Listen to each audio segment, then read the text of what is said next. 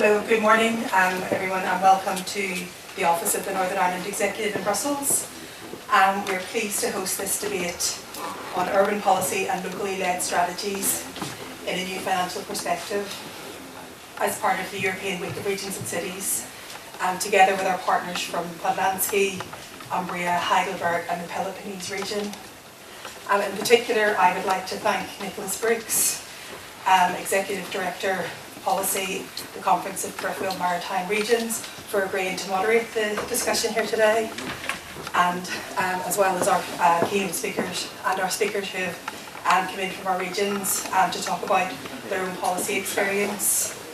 Empowering regions to develop and innovate is central to the work of the EU, and I look forward to hearing about how this is carried out in the regions today. And I'd like to pass over to our moderator for the event. Thank you very much.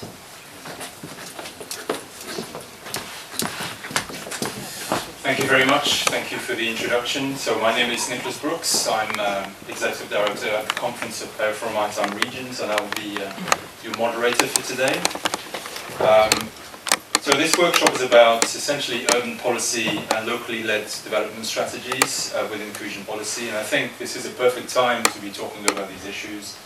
As you may or may not know, 18 months have passed since the European Commission made its proposal for the future of cohesion policy for the post-2020 period. And we've reached a stage where the Parliament and the Council are now, they've reached their own positions on aspects of the policy and are now negotiating the package in earnest. But we're not here to talk about the negotiations and the EU budget and the future. We're here to talk precisely about aspects of the new cohesion policy package that are linked to urban policy. We're here to take stock of some of the approaches that are being developed, that have been developed in the current period.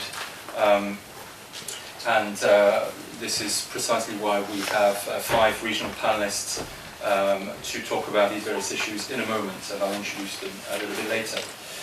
So coming back to the post-2020 cohesion policy package, I think from our own perspective at the CPMR, we've always said that the package was more of an evolution rather than a revolution. Our take on the cohesion policy legislative package and the various aspects of it was that the Commission did very well in basically keeping the tools or provisions that worked well in the current period, like the ITIs and the CLLD, for example, and we'll hear more about these tools in a minute from our panelists. And these tools were kind of kept and reinforced, and the earmarking for urban, for ERDF was reinforced, and the proposal is to increase it to 6%. But there are some new elements as well, and we'll hear more about these in a moment. One of them is Policy Objective 5. At CPMR, I have to say, we were pleased to see that Policy Objective 5 was about sustainable and integrated development of urban areas. That's very important, but also rural and coastal areas and local initiatives. I know there's some debate going on about the title of that objective.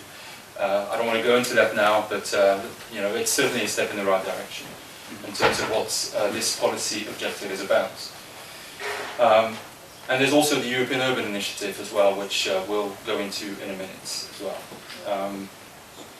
So, in terms of the running of the workshop, we'll first hear from our 2 guests, and I'll introduce them in a minute, to provide us a presentation of the new cohesion policy tools for urban and local development for the post-2020 period. Maybe a little bit of a wider perspective of where we are when it comes to the future cohesion policy, but as I said, the focus is really on the tools, the strategies that are being led locally, taking stock of what's taking place and perhaps some lessons learned for the future. So once we've heard from our 2 guests, we'll have 5 presentations from experts from Podlansky region, Northern Ireland, Umbria region, the city of Heidelberg, and Peloponnese region. And then we'll have a debate with yourselves. We've actually planned for more than an hour of debate with the audience, so please get your questions ready, because we'll need you to actually have a fruitful discussion in a minute. So without further ado, I'd like to give the floor to Jan Albrecht, who's a member of the European Parliament, who's going to give us a little perspective on on the urban dimension of cohesion policy. So, Jan, you have the floor. Yes, thank you very much. My name is Jan Albrug. I'm a member of the European Parliament. This is my 16th year in the Parliament, so I had a chance to observe the work of the Parliament. I'm from Poland, and I am chairing for 15 years or co-chairing the Urban Intergroup, means the cross-party activity concentrated on the urban dimension in European policy. But then now I'm also the rapporteur for next perspective, for next budget, 21-27. I am one of the rapporteurs of the Parliament. Another one is from Portugal. So we are now working on the new perspective. So that's why when I speak about the cohesion policy and urban dimension, I also think about the whole process. And when you said about that we reached the position, it means the Council reached the position and we reached the position, and they are not the same. So I think this is important to understand, because the negotiations are just started, and I don't think that we are really in a hurry. So please be not surprised that the process is not really very quick. But first of all, I would like to say that this is a very symbolic place, the place which is in Northern Ireland. We hope to meet here again in a year. But we'll see what will happen. This is October, and you can imagine the whole atmosphere in European institutions. But anyway, in this or that form, we will meet here, I hope, in 1 year. But going to the urban policy and the new proposals of the Commission, I think this is. I think there are several elements in the new proposal of the Commission. This is, in fact, not revolutionary, but it's a real change. And this is a real change in several elements. One, in technicalities, of course, it's a change, but it's also the change in treating the cohesion policy. Please observe the whole situation that, especially in the net payers country, they would like to have cohesion mainly as reducing disparities. But we would like to see the cohesion policy not only reducing disparities, but also investment policy. But this tendency to reduce it for disparities is, of course, the tendency to reduce the cohesion policy only for the poorest. And to say that, okay, this is like traditional cohesion policy, many years ago. Okay, let's concentrate on the poorest. Okay, we can discuss the indicators. And let's leave the richer countries with their own problems, etc. Some of the ministers of the net payers countries come to see me as a rapporteur for next budget. And some of them, I will not quote from which country, said that we don't need cohesion policy at all. And we want zero. And he even told me that the net payers should get nothing, zero. Cohesion policy should be only for non-net payers. I quote one of the ministers of the net payers country. Of course, he exaggerated. This is a kind of provocation, because I asked him, what about the cities? What about the provinces? Do they like it in your country? I said, we will manage. But I think this is a real tension. What cohesion will be in the future? This is a real political tension. So when we discuss the cohesion policy, this is a question, of course, of the cities, of the urban areas. I mean, this is something which is at the same time reducing disparities, because in the cities we see the biggest disparities today. But this is the future. This is the investment policy. If we invest in urban areas, this is a way to reinforce the growth inside the European Union. So that's why it's not by chance that we were fighting last years. I remember, 10 years ago, 15 years ago, we were fighting to have the clear urban dimension inside the European regulation. It was not very easy. Why? Because it was not supported neither by the Commission nor by the Member States, but even more it was not supported by the cities. Because the cities were afraid, I mean local authorities, they were afraid that if European Union enters into the urban dimension, it will control the cities. It will impose something on cities. So that's why the opposition say it's subsidiarity, don't touch it. I mean, leave the cities where they are. Don't touch it from European level. But I am the former mayor of this small city. So I know that we need the support. We need the support from the upper levels, including European, because we will not manage. There are completely new challenges, and the cities will not manage to do it. Because it's impossible. It's absolutely it's impossible to make the experiments in each city. It's necessary to work together, and for example, to invest European money for the new ideas, innovation, and next to transform it, to scale it up. It's impossible on the city level. So that's why we managed last time we managed to have the urban dimensions. You remember a very famous earmarking 5%, 5% of ERDF. And 0.2 for urban innovative actions. It was a very good sign, because now in different member states there are different results, but in some member states there were very good results with 5%. But there were also the different ideas in different DGs in the Commission, like the special prize for innovative cities, etc. So it was growing. The interest of the urban dimension was growing. So I think this is very, very good. We even started to speak about the rural and urban together, because this is important to show the link, to speak about the territories, speak about the areas, urban areas. This time, what we have on the table, this is the result of the experience of the past. So you can find some elements. One is, I think it will be developed by the next speaker, is the OP5. But I don't want to speak about this. But as you say, it's promised 6% for ERDF. We say, sorry to the Commission, are you joking? I mean, 5% was 5 years ago. What we have today is 8, already 8. So we have to have at least 10. This is the proposal from the Parliament, and this was supported by the Committee of Regions. Well, let's start with 10, and not from 6. I mean, what is 6? 6 is 1% more. Then do we see that this is successful or not? If it's successful, let's double it. If it's a failure, okay, let's try again. So for us, it's a success, so it should be double. It should be double. 10% is the minimum for us. So this is the position of the Parliament.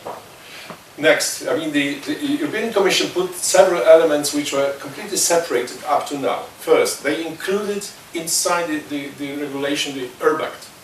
I think this is very important. So the URB Act now is in the urban initiative.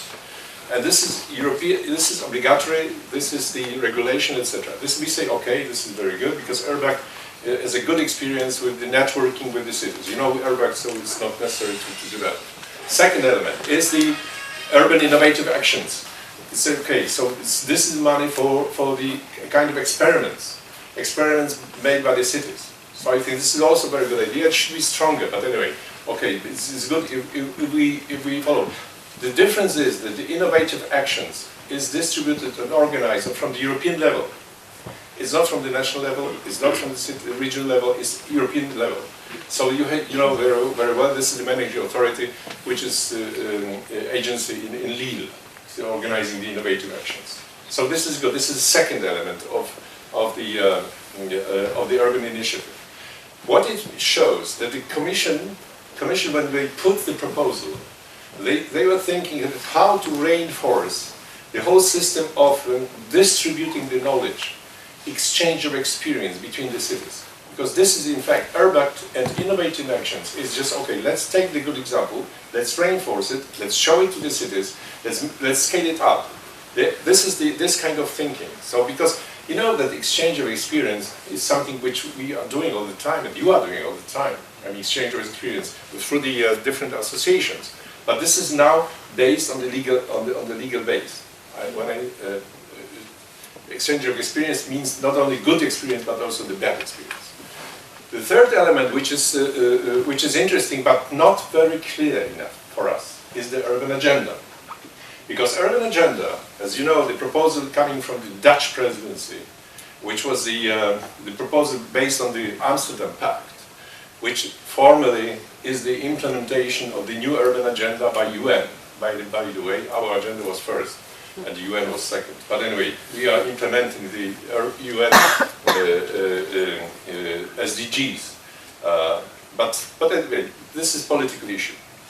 Urban agenda, this is practical. This is, I mean, let's keep it as important element of European Union. What is the weak side of urban agenda?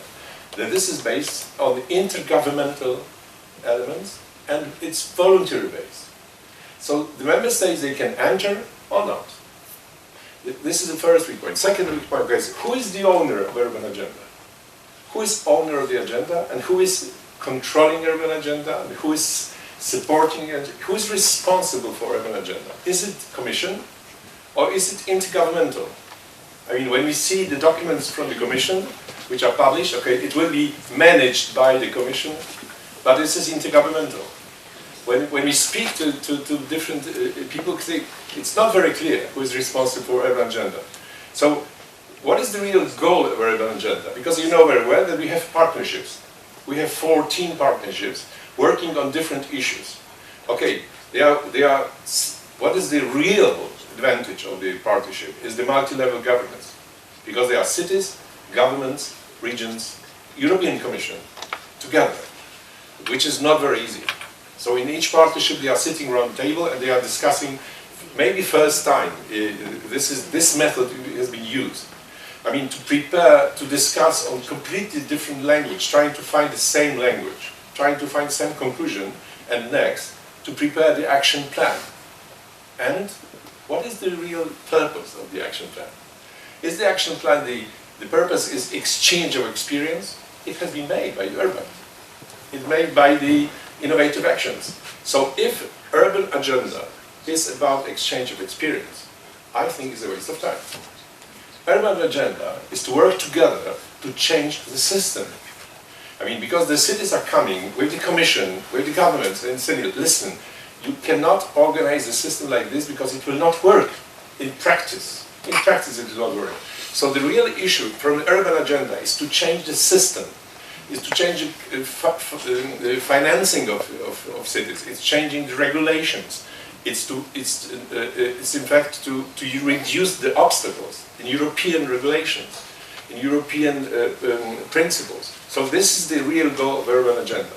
But the question is, okay, how it will be organized? And of course, the main question for all of us, maybe some of you participate in the partnership, is what is the follow-up? What is the follow-up of the action plan? Because the people are working very hard. They prepare the action plan. And what is who will take it on board? I have one of the solutions. Me as a member of the parliament, I'm waiting for the proposals. I'm waiting for conclusions. Not the text like Europe should be beautiful and we should develop sustainable, etc., etc. You know it, how to write it. I know it. I mean, everybody can write this kind of thing. Concrete solutions concerning the regulations. I mean, don't do it, or reduce it, or define it differently. Because if you don't do it, we will not make it. This is the conclusion from the action plan. So I think, but the Commission, of course, has a special network. It's the urban network, which is organized by the Commission. Also to have the kind of feedback from the cities. Commission proposed the 500 million for urban initiative. We said it's not enough, so we changed it as a parliament at least 560 million. 560 million. This is the proposal. But I would like to summarize, to read you the text we changed. We proposed the Commission to change, and we will see what will be the result. For example, urban initiative. In the text of the Commission is, the initiative shall cover all urban areas and shall support the urban agenda of the Union. We wrote our text. This initiative should cover all functional urban areas and shall support the partnerships and organizational costs of the urban agenda. The question, who will cover the costs of the secretariat, etc. You know, if someone takes part in this, very difficult. Local authorities, this is our text. Local authorities should be actively involved in establishing and implementing the European Urban Initiative. This is our text. It's like the European Urban Initiative should consist of following 3 strands. This is the text of the Commission. And this is support of capacity building. And we add, including actions of exchange for regional and local representatives of subnational level. Commission, support of innovative actions. We add, which may receive additional co-funding for regulation of European Agriculture Fund for Rural Development. Because we think that we should have this kind of synergy between cohesion and rural areas. So this is just the example to show you that to finalize. Upon request from one of member states, the European Urban Initiative may be support, etc. We add, such as the reference framework and on sustainable cities, the territorial agenda of the European Union, and the adjustment of UN Sustainable Development Goals. This is just to show that changing the text regulation, which will be obligatory for member states, if it's written, the local authorities should be involved. This is in the regulation. So this is the way we would like to see the result. Just to summarize, we think that the urban dimension is stronger in the new regulation, and this is correct. This is very good. We don't think it's enough, but anyway, let's be satisfied with what we have. But we should be very clear what we want from urban initiative. And this is good for the cities and not to impose anything on the cities. Thank you very much. Thank you very much. Thank you very much. I mean, as I said in my introduction, I think it was difficult to choose a better speaker. You have here proponents of the urban cause, the urban agenda for many, many years, and you're also a co-rapporteur on the future of the EU budget, and you were also, I've got to mention, ERDF rapporteur at some point in time, not so long ago. So we're very happy that we have you on board and fighting for our joint cause. I can't help but react to one of the things you said at the very beginning about the negotiations. I know we're not here to talk about negotiations and the position of the Parliament, the position of the Council, but I just wanted to say that just a reminder that the European Parliament on the future of the European Union budget reached its position in November last year, if I'm not mistaken. Yeah. So you were very, very quick in actually deciding inside the Parliament what you wanted to propose moving forward, and likewise for the various bits and pieces of the cohesion policy package, very, very quick. The Council is yet to actually discuss figures, and we hear that on the future MFF, and we hear that the current presidency, I hope there's no one from the Finnish presidency, or at least no one from the Perm Rep, but we hear that these figures might actually only be proposed at the end of October.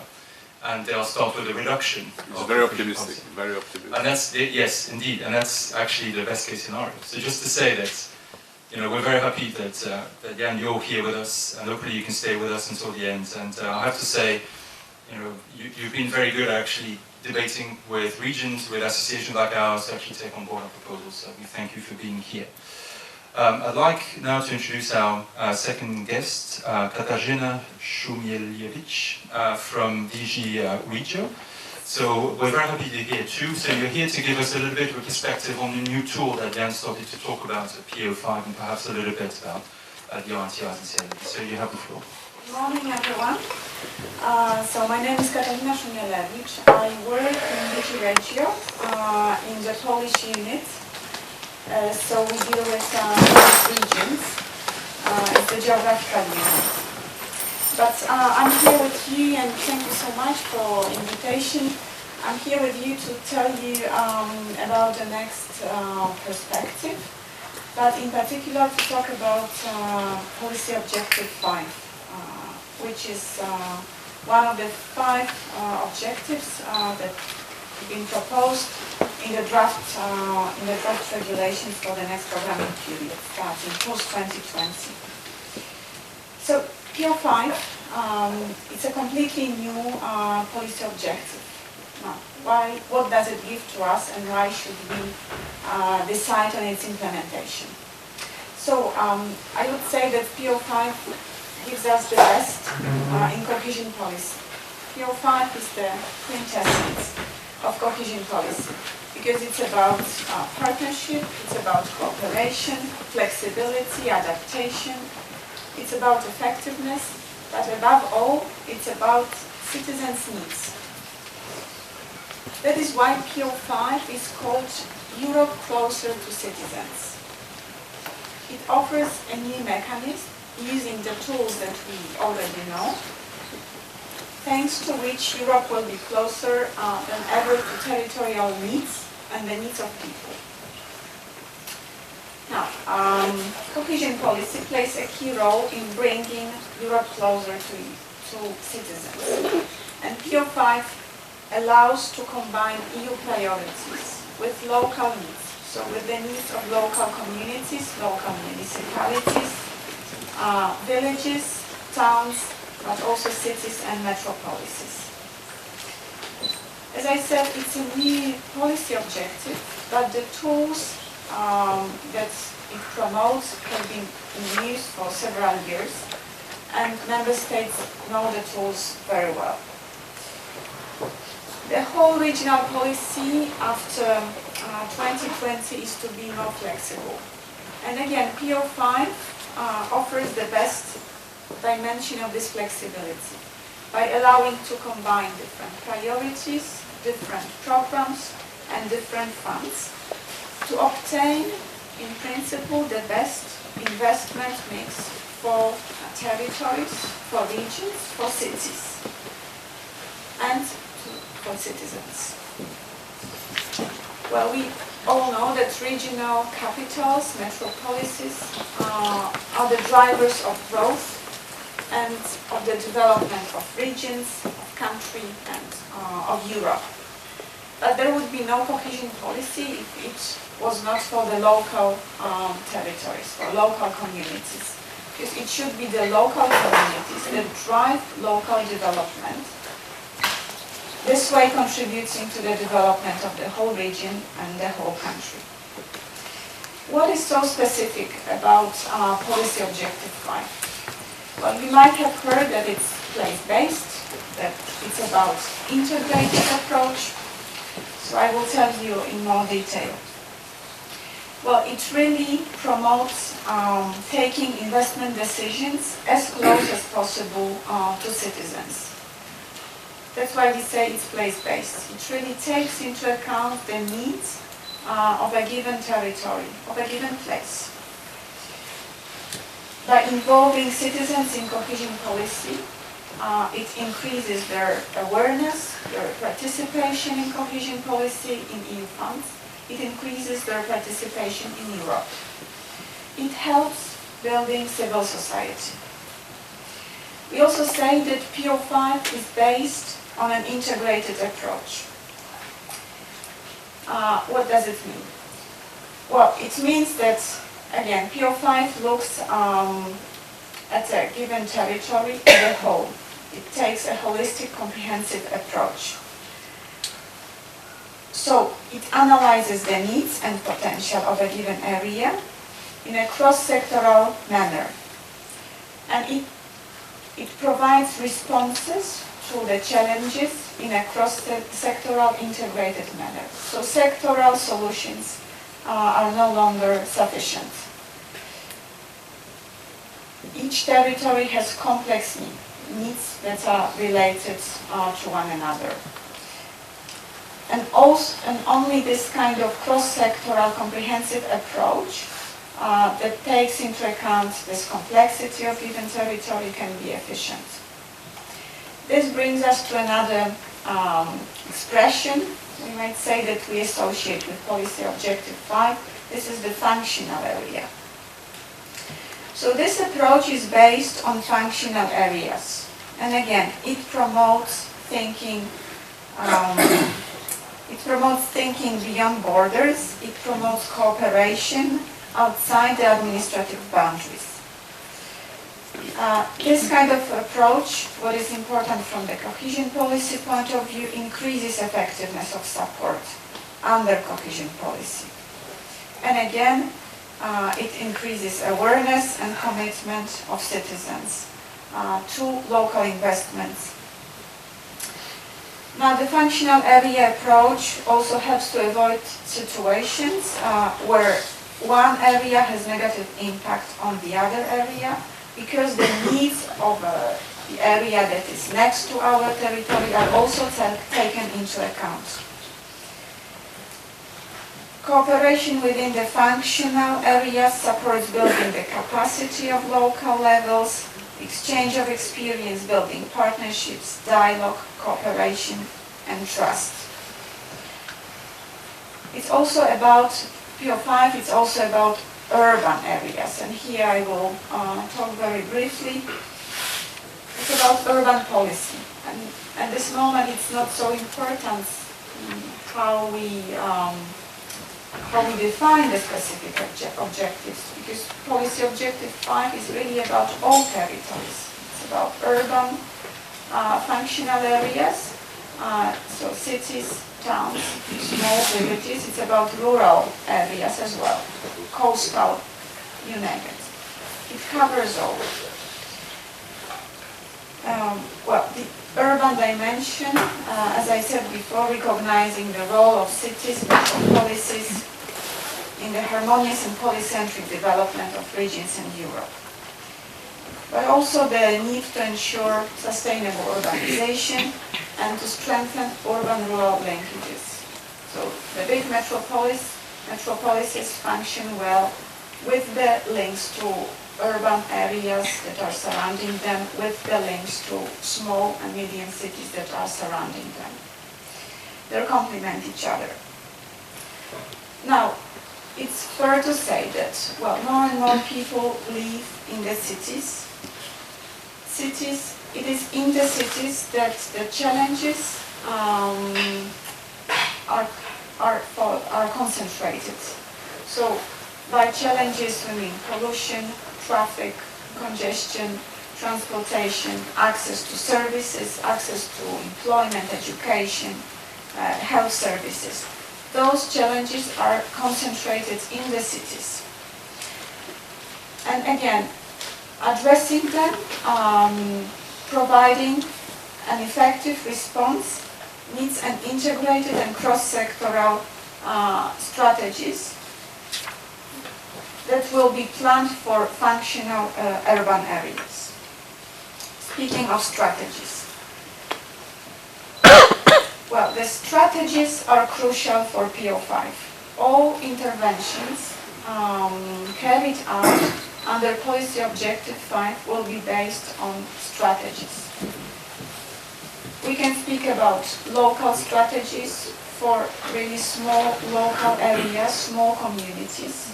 We can also talk about broader strategies for big metropolitan areas. We can talk about sub-regional strategies. Those strategies will be serving different tools, and I will talk about those tools in a second. But what is important, and I will underline it once again, that these strategies are to analyze the needs and the potential of the area. They also have to provide description of integrated approach of how to tackle those needs and how to develop the potential. Partners, those strategies have to be developed in a partnership with all partners active in a given functional area. So the partnership is very important. The partners have to be involved in drafting the strategies. And then strategies are the basis for selecting a set of investments most suitable for a given area. And then once the strategies can be very broad, they can be very comprehensive, but then what actions, what investments will be supported from cohesion policy, it needs to be prioritized in the strategies, because the strategies can include different sources of financing, obviously, private sources, national sources. It's not drafting strategies for the purpose of EU funds. It's the other way around. We start from the strategies, and then we see what areas, what needs can be best supported from EU funds. So, This one you will see. Yeah. Well, now I would like to tell you a bit more about the specific tools that Policy Objective 5 offers. So, I'm sure you know the ITIs, which are the Integrated Territorial Investments, and you know the CLLDs, which are the community-led local, which is the community-led local development. You know those tools. Those tools have been for many years also using different funds. And well, CLDs really, it's a tool that really supports bottom-up initiatives. It directly involves citizens in cohesion policy and in the distribution of EU funds. It is an instrument which is led by the local action groups, which are composed of representatives both from the public and private sector. No single interest can dominate or control the decision making, so it's really very inclusive. CLD is focused on sub-regional areas. It's carried out through integrated strategies. So again, strategy is the starting point. And I think we will have today examples of some CLDs. Since I'm dealing with Poland, I know that in Poland CLDs have been implemented or are still implemented in the current perspective in 2 regions. So our idea would be to promote scaling up and to promote this tool to other regions as well in the new perspective. We are, however, aware of the challenges and the obstacles that sometimes the regions face, but we are there now to talk about what has been good, what needs to be improved, to promote this tool, since we really appreciate the direct involvement of citizens it offers. The second tool is the ITI, so Integrated Territorial Investments. And here, Poland, I will again refer to the country I know best. Poland has extensive experience in implementing ITIs in the current period, both in functional metropolitan areas and in sub-regional areas. There have been many cases of success stories. And well, in our opinion, in Commission's opinion, the experience gained so far in the current programming period should be used for future, and the capacity that has been built should be preserved, used for the next programming period. Again, lessons drawn, and Poland will see how to best proceed to the next perspective with the capacity for ITIs that it has built. What are the main advantages of the ITIs? Well, here it's about cooperation of municipalities.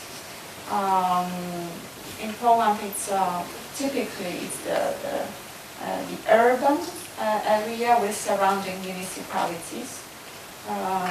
All regional capitals, and it has been obligatory for Poland, all regional capitals have ITIs.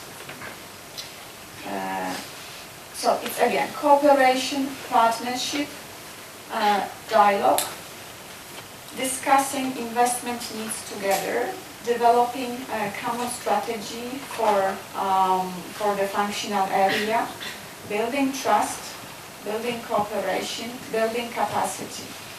So this is what we see as the main advantages of this tool.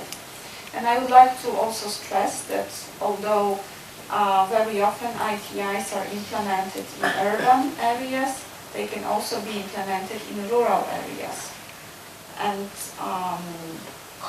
rural communes can also form partnerships and act as ITIs.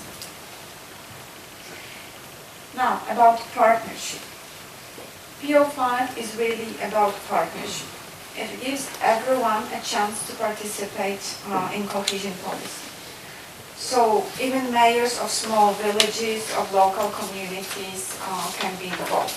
As I mentioned, for CLLD, it's really direct involvement of citizens. For ITIs, it's more direct involvement of communities, of municipalities.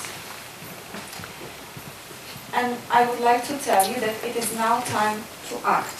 So if you want your area to be covered by a territorial strategy, it is now time to start drafting this strategy. It's also now time to talk to the managing authorities, relevant managing authorities, regional, national, depending on which member state you are, to make sure that the territorial cooperation is reflected under PO5 in the new operational programs that are being prepared or will be soon prepared. So it is now that the programs for the next 7 years, starting in 2021, are being designed. So really we should now think about the territories that we would like to be covered, not only thinking about individual communes, individual municipalities, but under PO5 we think about the whole territories. So we act in partnerships with other communities. Well, in programming, it is also important to remember about the principle of partnership, inclusion in programming of all partners.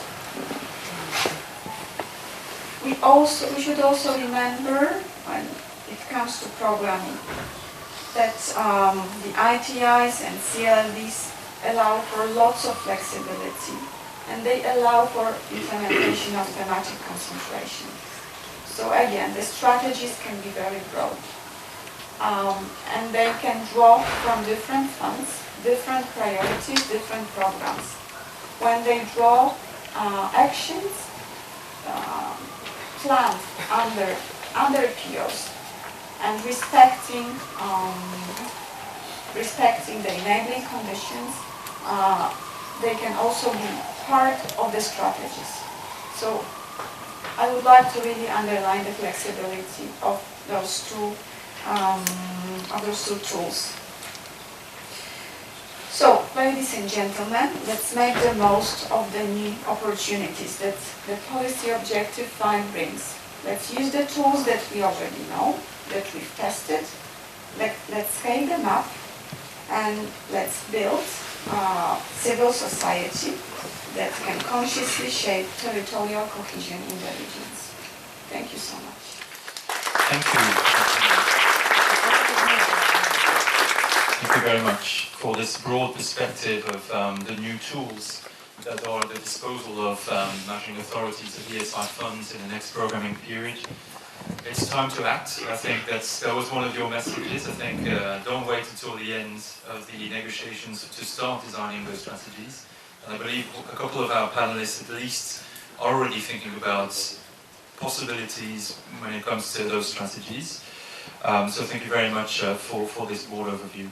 Before giving the floor to our panelists, perhaps we have time perhaps for 1 or 2 questions. If you have any burning questions for our 2 keynote speakers, now is your moment. Any questions? Nothing at all? Perhaps I'd like to ask a provocative question, if I may, to Jan, because I know Jan Olbrich quite well. We've worked together in the past, and I can't help but ask you about the negotiations. And you mentioned earlier that you don't think that. I think you said that this will be a long game, or it will take a long time. Can you tell us more as to what's your perspective on those negotiations? What will be the stumbling blocks, and when can we expect an agreement? Because let's face it. I mean, if there is a late agreement on the MFF and the cohesion policy package, then there's a possibility that the programs will not start on the 1st of January 2021. So Any thoughts on this? Because you know me, so you know what I will tell you. But I have to keep the political correctness and not to discourage the local actors, because the political game on the European level is quite complicated. Trying to answer your question very diplomatically, as much as I can, is that just to inform you that tomorrow European Parliament will vote the resolution on MFF. Tomorrow. And in the resolution you can find a very interesting chapter which says European Parliament is asking European Commission to start prepare the plan B if we don't have regulations at the end of 2020. If we don't have the system at the end of 2020. So it means that we, as you see, we are not very optimistic. We think that the negotiations, of course we hope not. We hope not. But first, the problem of Brexit is not very clear. Secondly, the situation of the agreement between the member states, especially on the cohesion, because this is the cutting of the budget. So third is the possible agreement of the Parliament. If we get the proposal from the Council, which is not satisfactory, we will reject it. So, going to details, cohesion policy regulation can be approved only if we have MFF. So if there is no agreement on the budget, there will be no regulation of cohesion policy at all. So that's why we would like to push the Council, say that, listen, we are afraid that we will not manage at the end of 2020, and we have to tell the final beneficiaries, we have to tell the cities what they should prepare for. Because if we say, be in a hurry, do it, and at the end, it's okay, we will wait another 1 year. So I think that's simple. But just a diplomatic way to tell you that we are not very optimistic, but we are trying to push the governments to do it as soon as possible. We hope it will be optimistically, it will be ready half of 2020. This is optimistic. But relatively pessimistic, the end of 2020. And possible 21.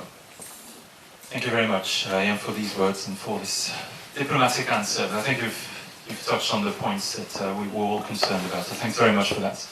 I'd like to move on to our panel discussion now, and I'd like to invite Violeta Dabrowska from Podlaskie region. You're Deputy Director of the Department of Regional Development from the Podlaskie Voivodeship. You have the floor, and you have a presentation, I believe. Yes. Actually, you've seen half of my presentation yet. Yes. But hopefully I will tell more than it is on slides. So it's a pleasure to have the possibility to share our experience with territorial instruments. We have in Podlaskie, and Mr. Szymelewicz mentioned that 2 regions in Poland decided to implement CLLD in direct formula. Podlaskie is one of these regions, and so I believe our experience is pretty interesting. In Podlaskie, we decided to implement this formula because we were facing challenge in shaping social capital and engaging local communities in development. The Podlaskie region is pretty low dense in population, so we are facing problems with providing services, public services on good level, because the region is pretty big and people, there are not many people in there. So we decided to use local communities to involve them. What direct formula meant in practice? Local action groups prepared multi-funds strategies. As you can see, we have, this is the voivodeship, and we have 11 local action groups and 11 local strategies. They are 3 funds strategies: ERDF, ESF, and this fund for agriculture, for rural development. and only one LIG is a single fund. This is for fisheries funds. These 13 strategies are implemented in direct formula.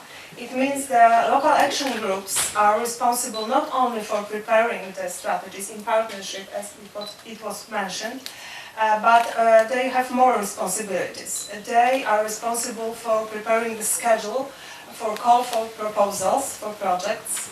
They are also announcing these calls. They evaluate applications using local selection criteria. They choose the projects which are the most in line with local strategies. Last but not least, they help beneficiaries not only at preparation stage, but also at implementing stage of the projects. What I would like to underline, the CLD in our region was designed in close cooperation with local action groups. Cooperation meant not only the demarcation line between the main priority axis and this axis that are implemented directly, but also the types of projects they wanted to support in their strategies. In the regional operational program, we dedicated 57 million euros for this instrument in two priority axes. One is co-financed by ESF, one is by ERDF. For example, for ERDF in regional operation program, we have 12 types of projects. They are like preschool education, renewable energy, social infrastructure, local roads, or small-scale revitalization. And for ESF, it was 13 types of projects. They were like increasing quality of preschool education, school education, local activity programs, care services. As I said, we had this problem with local public services. Also projects for integration of people with disabilities. As I mentioned, only 2 regions in Poland decided to implement CLD directly. It meant for us a lot of barriers we were facing in this first stage of implementing. Because some of regulations on national level regarding ESF and ERDF implementation, they weren't in line. They didn't take into account the specific of CLD approach. So it took a lot of time to make them useful for us. But we managed after a few years. And also on regional level, we face the barrier of administrative issue, because we had to coordinate three funds rules in one institution. But as I said, after a few years, we managed to settle up the pretty good system. Not very simple one, but at least understandable for all the actors. These are some examples of projects that were implemented or realized in CLD approach. As I mentioned, different types of projects, or not of course all of them were implemented in every strategy, because as Mrs. Szumlewicz mentioned, the crucial thing is the strategy and the needs of each and every local community. This type of projects, they usually are not very significant from regional point of view. Like daycare center in north of our region, it's not regional impact. Yes, it doesn't have a regional impact, but it's very, very important for this particular community. And sometimes, and we believe not only sometimes, but very often, it helps to keep people in this community. This well-provided services can help keep people in this community. After this problems at the beginning of the implementation, we have to say right now it's pretty successful instrument. You saw these numbers. Local action groups announced more than 450 calls, and out of them we have more than 900 agreements or contracts, projects. Some other examples of the projects, and a few words about ITI, another tool that we have. As it was said, every regional capital has an ITI. In Podlaskie, it's Białystok, it's the capital, and 9 communities around it. It's functional area. It has the strategy. We dedicated 76 million euros for this ITI. ERDF, as you can see, is 67 million euros. And what did they do with this? The crucial thing is the strategy. For this area, the strategy focused on investment areas, low carbon public transport, including bicycle paths, social infrastructure and services, education, including vocational education, and energy from renewable sources. For this area, they prepared low carbon economy plan for the whole area, and they implement some projects to make the plan be realized. Also, I believe very interesting thing for this ITI is that we decided to implement integrated projects, both ERDF and ESF in one project. Actually, technically, there are 2 projects because of technical problems, but we call it one project. And it's very popular for vocational education and for preschool education, where from ERDF, the beneficiary builds or remodels some infrastructure, and from ESF there are some trainings for this preschool or school for teachers, and beneficiaries are.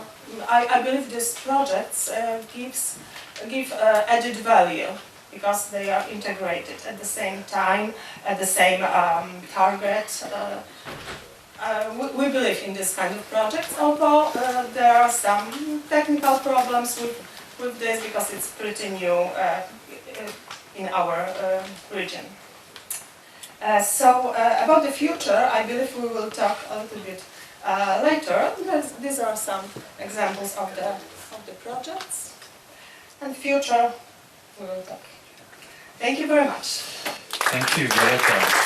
Very interesting perspective on both what you're doing in terms of using the CLLD, and you presented then what the ITIs that you have as well. And one of the things that you said, which I remember, is, and I think that's music to the ears of DG Regio generally, but what is crucial is the strategy. You start with a strategy, and then based on that, you see how you can utilize the funds, and you've explained how you're using the various rules of the ESF and the RDF. You overcome the different rules to actually find a way to support your strategy. So thanks very much for this very nice perspective. And you're right, let's talk about the future after this first round of discussion. Thanks a lot for your initial remarks. I'd like to give the floor now to Mrs. Grenier Long from Northern Ireland. So you're here to provide us with a little bit of a perspective on Belfast's work to drive the transition to a low-carbon economy in the city. the so-called Belfast Agenda. So we look forward to hearing you speak. Thank you very much indeed. It's always a relief when you see your slides coming. Good morning, everyone, and can I just say thank you very much to colleagues in the Northern Ireland Executive Office for asking me to speak. So I want to talk a little bit about what we've been doing in Belfast in relation to integrating our planning at a city level, and just to echo what you were saying earlier in relation to urban policy. And my role within Belfast is a citywide role to take a risk-based approach to long-term planning. And I couldn't agree more. We need a strong, robust urban policy at a regional level, at a national level, and at a global level. And in fact, if anything, city-to-city diplomacy and city-to-city relationships, I think, are going to be crucially important given the kind of global risks that we face. So climate change and climate resilience does not recognise borders or doesn't recognise administrative areas. Essentially, the impacts are going to be felt, and we have to be working much more effectively, I think, as cities. So a huge amount of my role is helping Belfast and the organisations, communities across Belfast to build their resilience, and we've taken a risk-based approach to do that. I'm not going to bore you with definitions, but essentially what we're trying to do in Belfast is to build our capacity to better understand risks, so to understand what's coming as a risk, and also to prepare for those risks so that we're better able to recover from them. And in particular, our particular focus is around economic resilience and climate resilience. And there's plenty of academic research to show how resilient cities behave, and that includes being reflective, so understanding and using past experience to inform how you make decisions, being resourceful, and I have to say one of the things I've learned about working and living in Belfast is as a city, given its size, its scale, its reach and its connectivity, we are a very, very good and very resourceful city in terms of how we use people, time and money effectively and innovatively to solve urban problems. As has been said a number of times previously, inclusive, so strategies that are inclusive and that bring partners together, and the most successful cities, as we all know, are inclusive cities. Working together and bringing a range of distinct systems and institutions together and managing those systems in a robust way. Trying to reduce pressures on systems, and we don't ever want to get to a point where there's no capacity in some of our urban systems, and that's what really good risk management is about. And ultimately, resilient cities are flexible cities, and they're able to adapt and adapt well. So, as was mentioned previously, our vision for Belfast is set out in our community plan called the Belfast Agenda, and that's the first time in the city's history that the range of partners across the city have come together, undertook a conversation with the citizens and the residents of Belfast, and produced a single vision and a single goal for the city. And I think if you go into, so I work in Belfast City Council, which is a wonderful city hall right in the centre of our city, and I think if you go into this, and some of our elected members are here today, and if you go into City Hall, you will see copies of Belfast Agenda on the desks of so many of my colleagues, because we really do genuinely use this document to inform and to guide us as a city. And when our chief executive and when our members go out globally to speak to potential partners globally, this is the document that we use. So this is our core vision, and everything we do is around the kind of city we want to build between now and 2035. And that informs every strategy that flows beneath it. So what we've been doing over the last year or so is looking at where the shocks and the stresses might be for the city. And I just want to talk, any of you who are health professionals will know the difference between acute conditions and chronic conditions, okay? And shocks are acute, so they're either immediately going to impact you or they're going to be devastating, so one or the other. And chronic tend to be slow-moving problems that grow over time and that we find difficult to unpick. So I just want to talk to you about some of the shocks that we've identified for the city. Our wastewater treatment capacity. So some of these will be really, I suppose, you will know very well in your own city, so they'll be familiar to you. And in many ways, Belfast is like many other cities. The underinvestment in our infrastructure for a number of years, whether it's in our wastewater infrastructure or indeed in our social housing stock, we have significant problems in both areas in terms of underinvestment. Like many of your cities, we face real and significant risk from flooding, so the entirety of the city is an area of significant flood risk, and our proximity to water and our water resilience will be a huge issue for us going forward. Given where we are today, you will not be surprised to see UK exit listed there as a shock. It's something that as a city we're planning for extremely with a huge amount of detail. And obviously, as the capital city of Northern Ireland, we will be the closest capital city to a border with the European Union. So having to prepare for that as a city, and our elected members who are here are very involved in that. Our preparedness for climate change, so not just what we do, but actually how prepared we are and the plans that we have in place.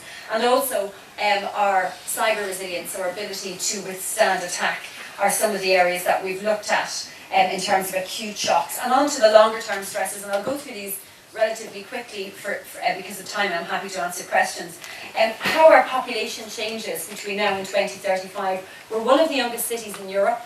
We want to remain that way, and we want young people to grow up in Belfast seeing it as their city, a single city, a united city, but also a city that they want to grow up in and that they want to stay in. And one of the challenges that we face is that a large number of our young people are either economically inactive or indeed, if they do go on and finish their education and gain jobs, they often want to leave the city, and that's something that we need to turn around. And we need to build our economic resilience to economic shocks. As a city, you will know that Belfast has been and continues to be in many ways a divided city, and a city that's responding to what was a deeply entrenched conflict. And over time in our city, we essentially did not develop the city centre, the core of the city, for a number of reasons, and many cities that have experienced conflict do that. They don't build residential development in the city centre, and that's something now that we're very, very focused on, and colleagues who are here today know that in detail. We have a number of very ambitious targets for how we develop the city centre, the city core. Like many of your cities, and I've travelled in a taxi today across Brussels, our dependency and the prevalence of cars and on fossil fuels is a huge challenge for Belfast, and I'll speak very briefly about that. I've talked about the fact that we continue to be a segregated and divided city in many, many ways. And actually what we found in some of our research is that continues to impact on our mental health and the mental health of our citizens.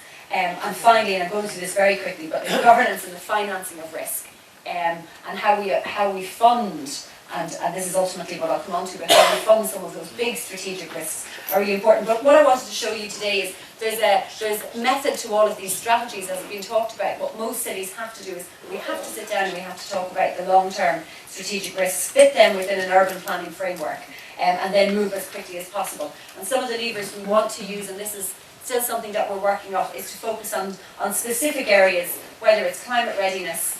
So these three areas of focus for us, and these are still in draft, and we're working through them, are building our climate readiness as a city, building our connectedness as a city. So not just our connectedness within our city, but actually our connectivity with other cities. So whether it's with Belfast, with Dublin, or with London, and with the rest of the European Union cities, and right through our connections globally. And also, as I mentioned earlier, we have a really strong vision for children and childhood in Belfast, and we want to build that to ensure that our young people see it as their city and theirs alone. I want to talk about two specific areas of focus that I've been asked to look at, and one is air quality, and the other, very briefly, is energy transition.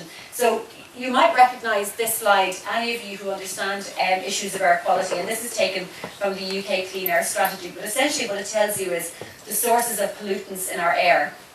And there's many of them, and if there's air quality scientists in the room, you'll know this far better than I do.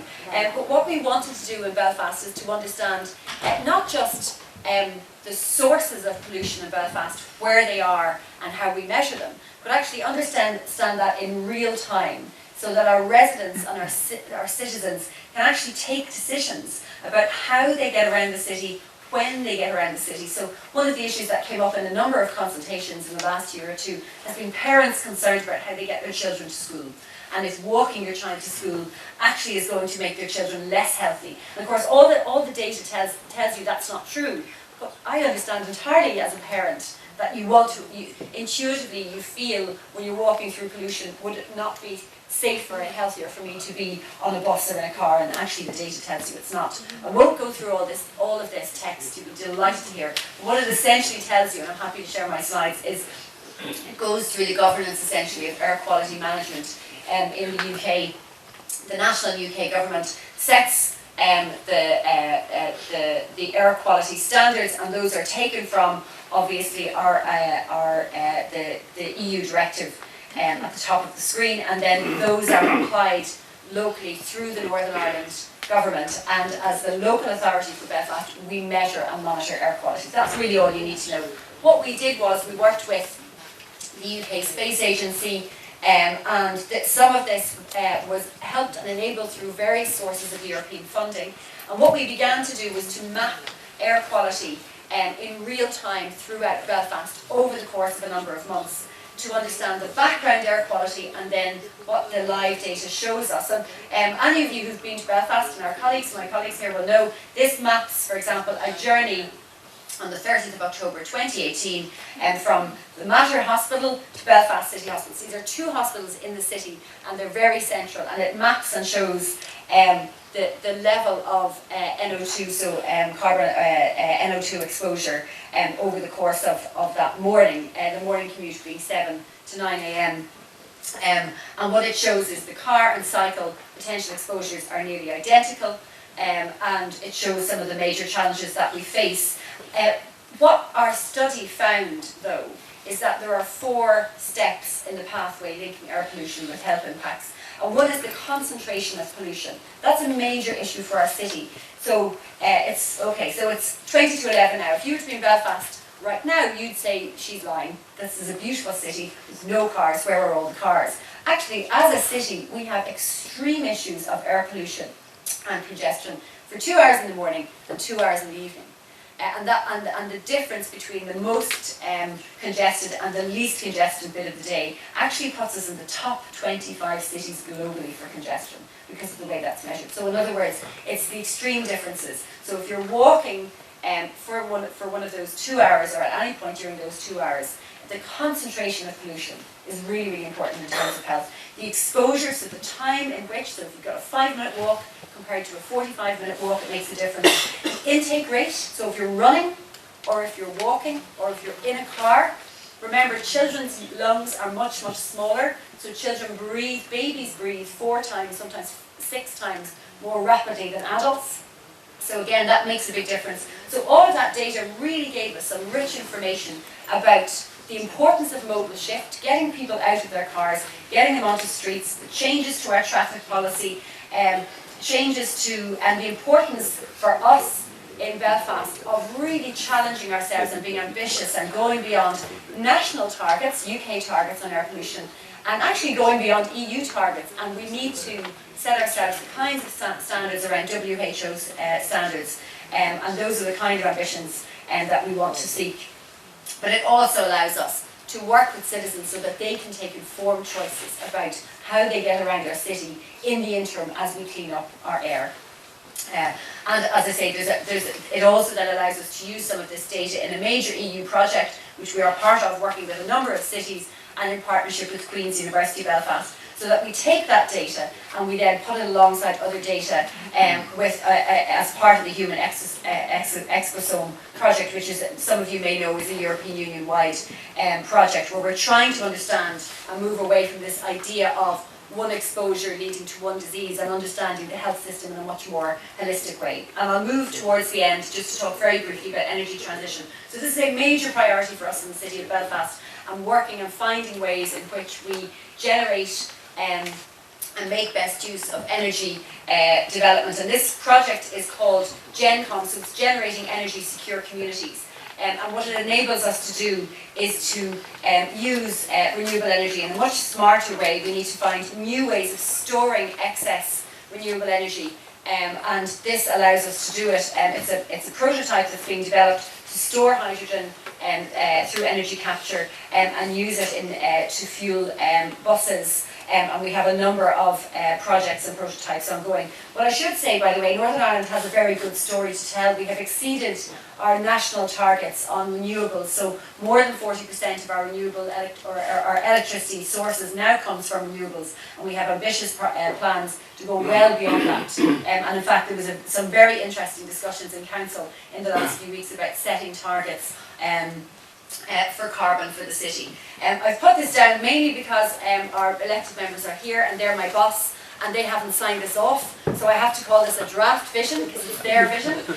So this is me making a shameless plug to them. But essentially this is the vision that I will be putting to them in the next number of months for how we create a resilient Belfast, developing a low carbon, climate ready economy, and that transitioning to a low carbon economy is really important for us, but it's an extremely exciting time because we want to do this by not just doing it because it's the right thing to do, but we also have real ambitions for building a new generation of skills and jobs in Belfast and for our young people, so delivered by delivered by resilient infrastructure and a healthy city, a city that values young people as its greatest asset, and why wouldn't I say the best place in Europe to grow?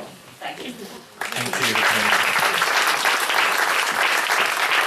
It's a very nice way to conclude, I think, your presentation on a very positive note. And thanks for this rather comprehensive description of what you're trying to achieve with the Belfast Agenda, the challenges linked to air pollution and how you're planning to address that in an integrated way.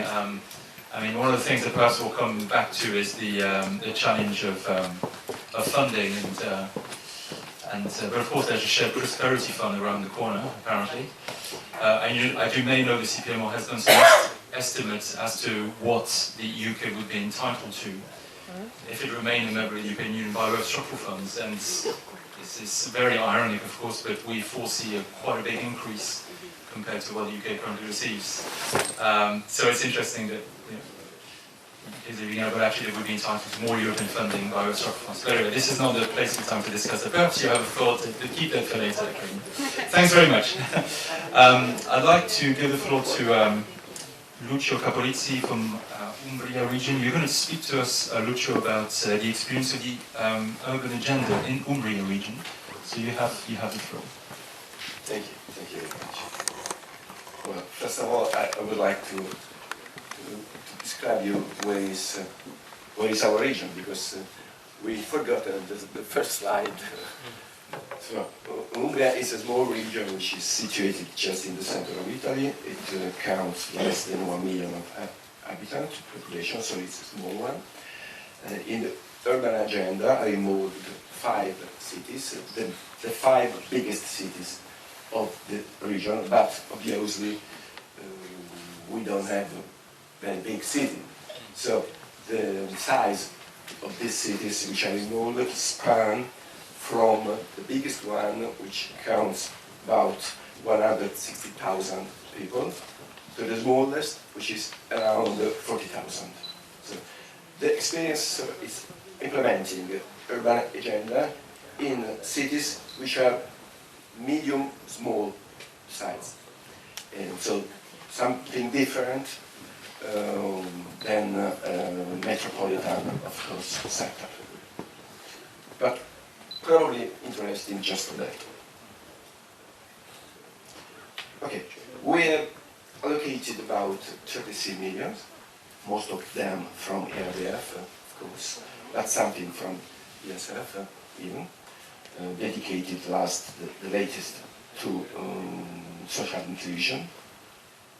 And the themes, the topics which are treated are, as you can see, mainly digital services, smart mobility, you can say that, energy efficiency, public light illumination particularly, and the enhancement of cultural heritage, and, as I said before, social inclusion.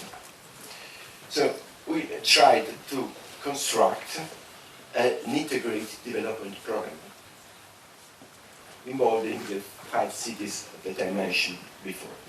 Each city with its own program.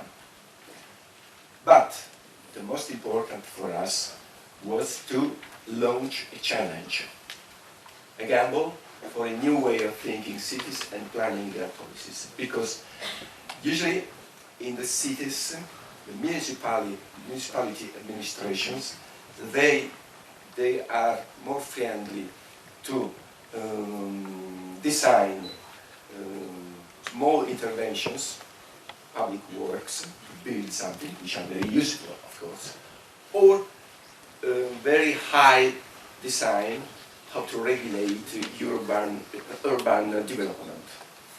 But we tried to stimulate a different approach, an approach which lives from a vision that attempt to translate this vision in concrete and real works and interventions. This is not very easy, indeed.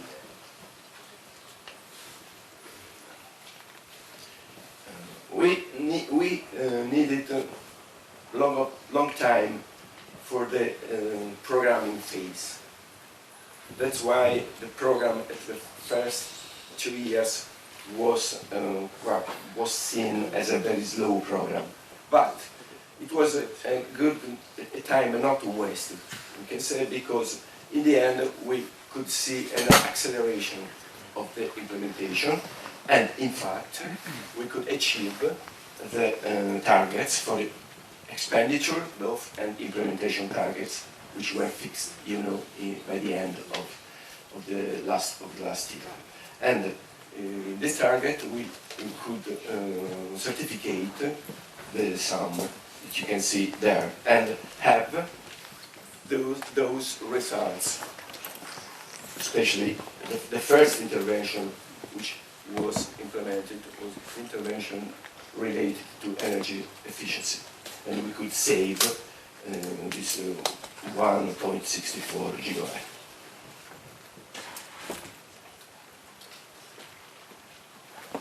Well, the reflection, I think, is important to reflect, to consider, and to draw some lesson. I'd like indeed to draw your attention on these topics, on this issue. So we think, but not only because it was a common feeling, I assume, that we need a strategic approach and not only daily emergencies. Especially in the municipality, people working there, which is in charge, they are absorbed by daily emergencies. It's terrible. And they don't have time to construct, to design a strategic approach, which is very important. And this is the first one, the first item is conducive to the second, an integrated program and not a sum of interventions. That is a very, very important item. The limelight of municipalities is right, they are the first actor, the leading character, and the regional imprint and coordination, we can say. As a result, we had a very successful institutional cooperation team, you can see, of over 50 regional technicians and all coming from the 5 municipalities, which altogether we have been building a common pathway, a common road. But we thought that it was useful not to stop there, but to invest and to draw more lessons. And that's why we have worked out first a smart city index, because you have to know to decide, of course. Yesterday we attended in the square a presentation by the Commission of the competitiveness, regional competitiveness index, which we thought that it could be useful to have a smart city index to compare the 5 cities between them, among them, but to compare with the other cities.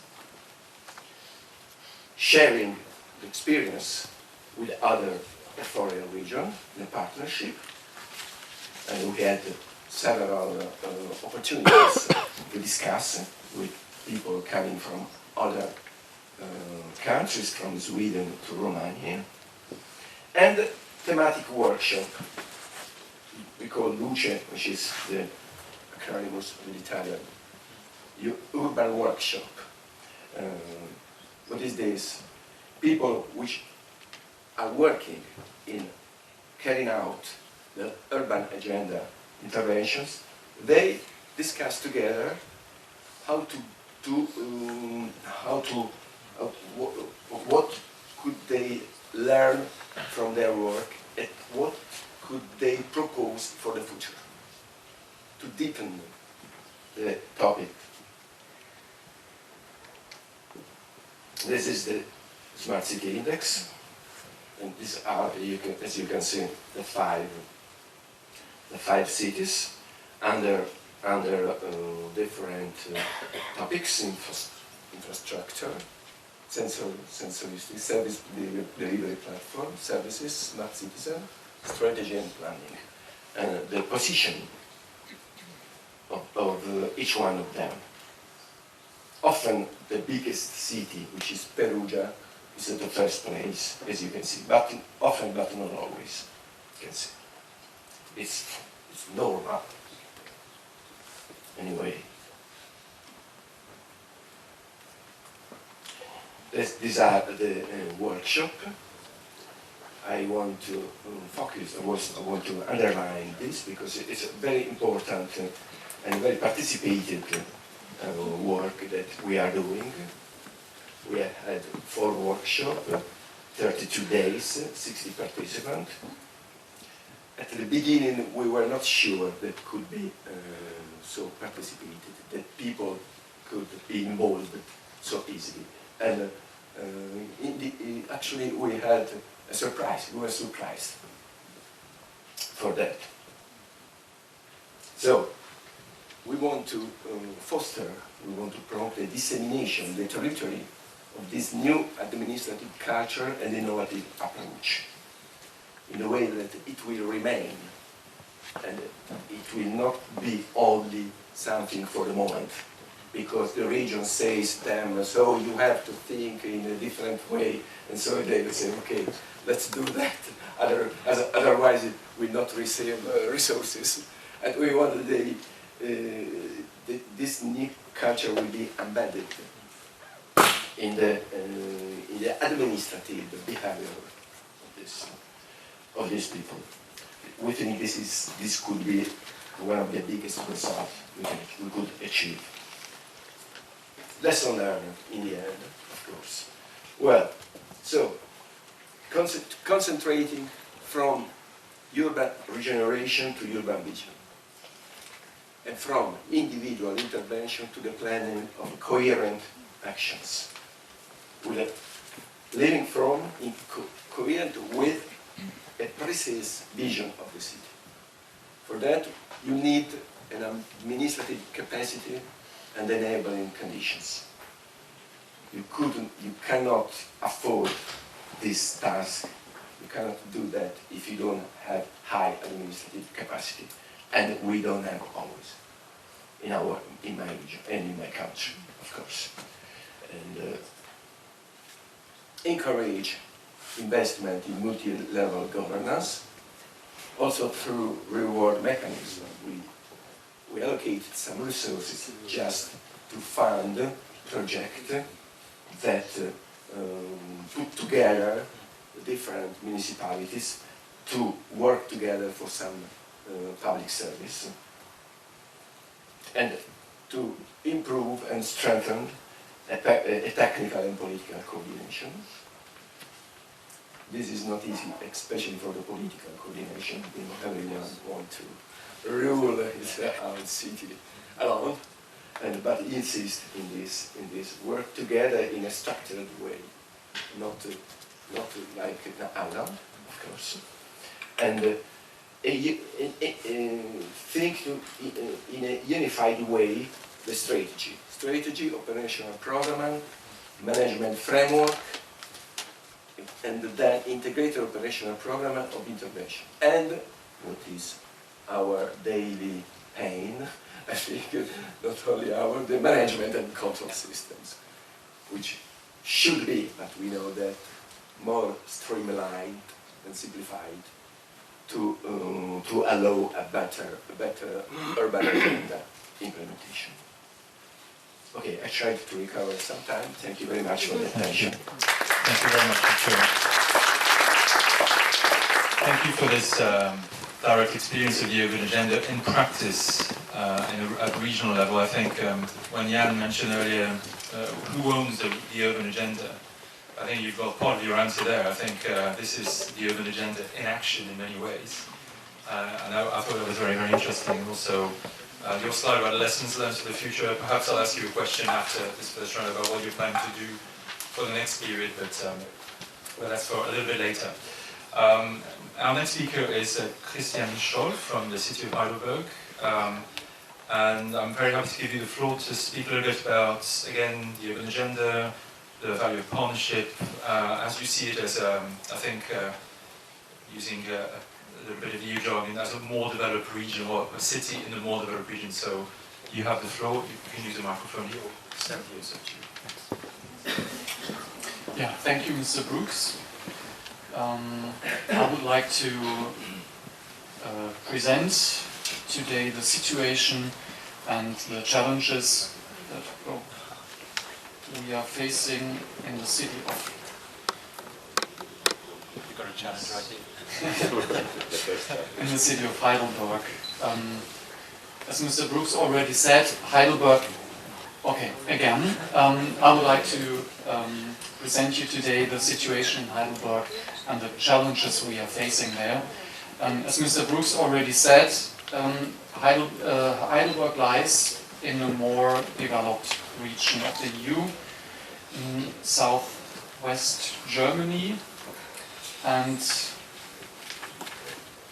you could say it's quite well off. It's a rather small city. We have 160,000 inhabitants. We have 120,000 jobs.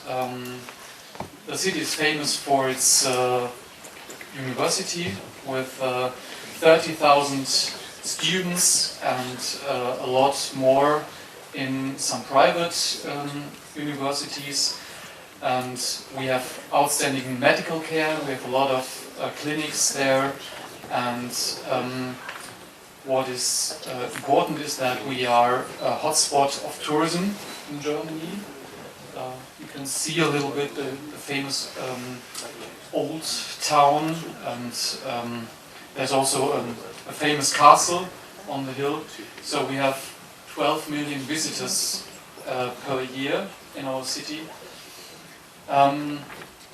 Like I said, the city is quite well off if you compare to other cities or regions in the European Union.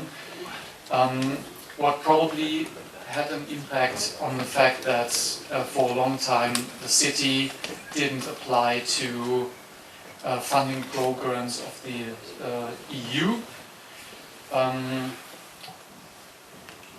Another reason would be that it was always said by my colleagues from the different departments of the city that it's too difficult, complicated, etc., etc.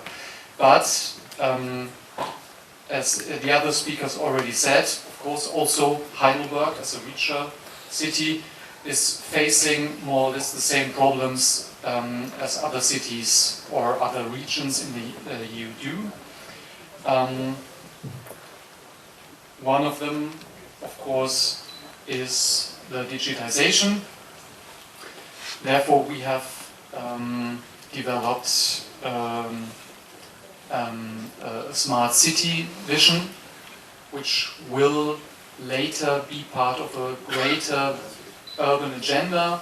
But that's our first step, because we wanted to tackle this problem as soon as possible. And as you can see, a lot of fields of daily life could be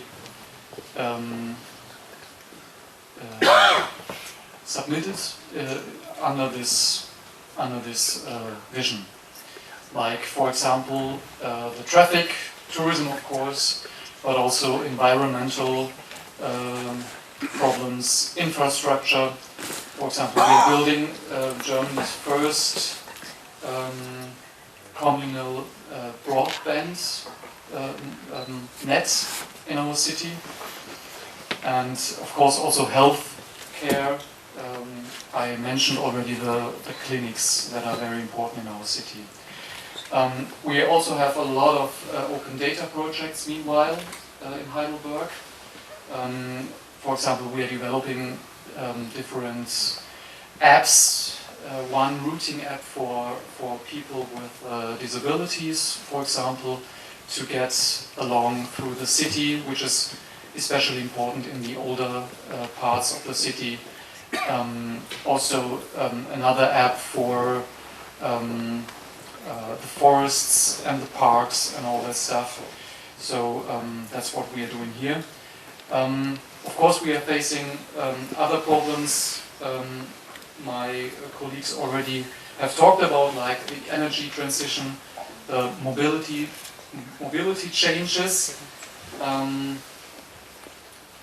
and another very special problem in Heidelberg was that until 2013 there was one of the headquarters in Europe of the American troops, but then they announced their withdrawal, so that like 20,000 people at once went out of our town, and quite a number of parts of our city were empty. I think 180 acres of the city were empty. So there was a problem. What should we as a city do with these areas? And of course, we also had the problem that a lot of people that had worked at the bases of the American troops were without work. So that was the moment when in the city of Heidelberg there were some works going on, and they were developing a plan like this, for example, the Patrick Henry village, where is planned to build a smart city lab. Another one is the Heidelberg Innovation Park, which will be converted to a business area with IT, media, etc. But of course, a lot of those areas that were former barracks, etc., will be converted into living spaces, housing, etc. Because that, of course, is also a problem. Cheap room for living. In that moment, we applied for funding or for EU money, for example, at the ESF. Another plan was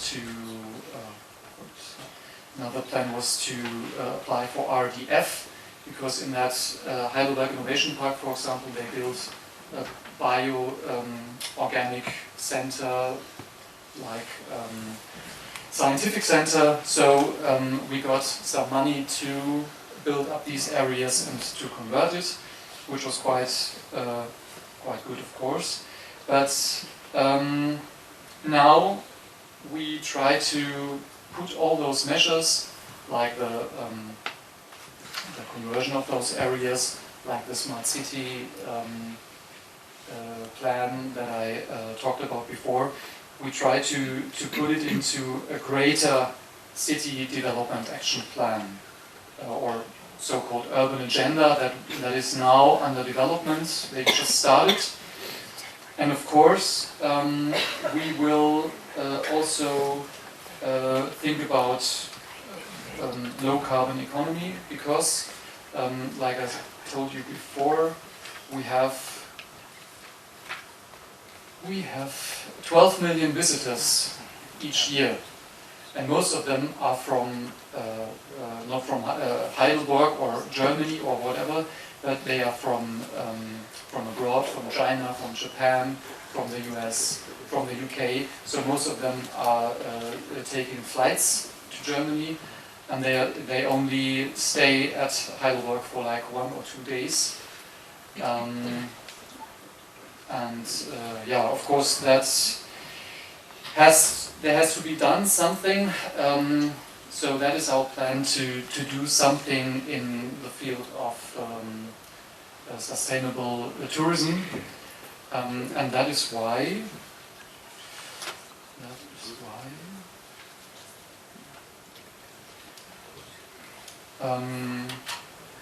The city of Heidelberg has a lot of twin cities meanwhile, as you can see in France, in the UK, in Japan, in Israel, in Russia, in the US, China, etc. But we also are very working a lot in city coalitions, for example the energy cities, where our Lord Mayor is head of this network at the moment, or for example the OASC, the Open Agile Smart City network, or we also were part of the Digital Cities Challenge as a fellow city.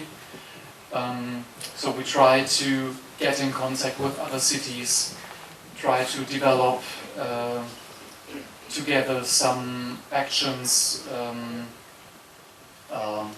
some measures to tackle common problems. Yeah. That's so far from Heidelberg. Thanks, Christian. Thank you very much.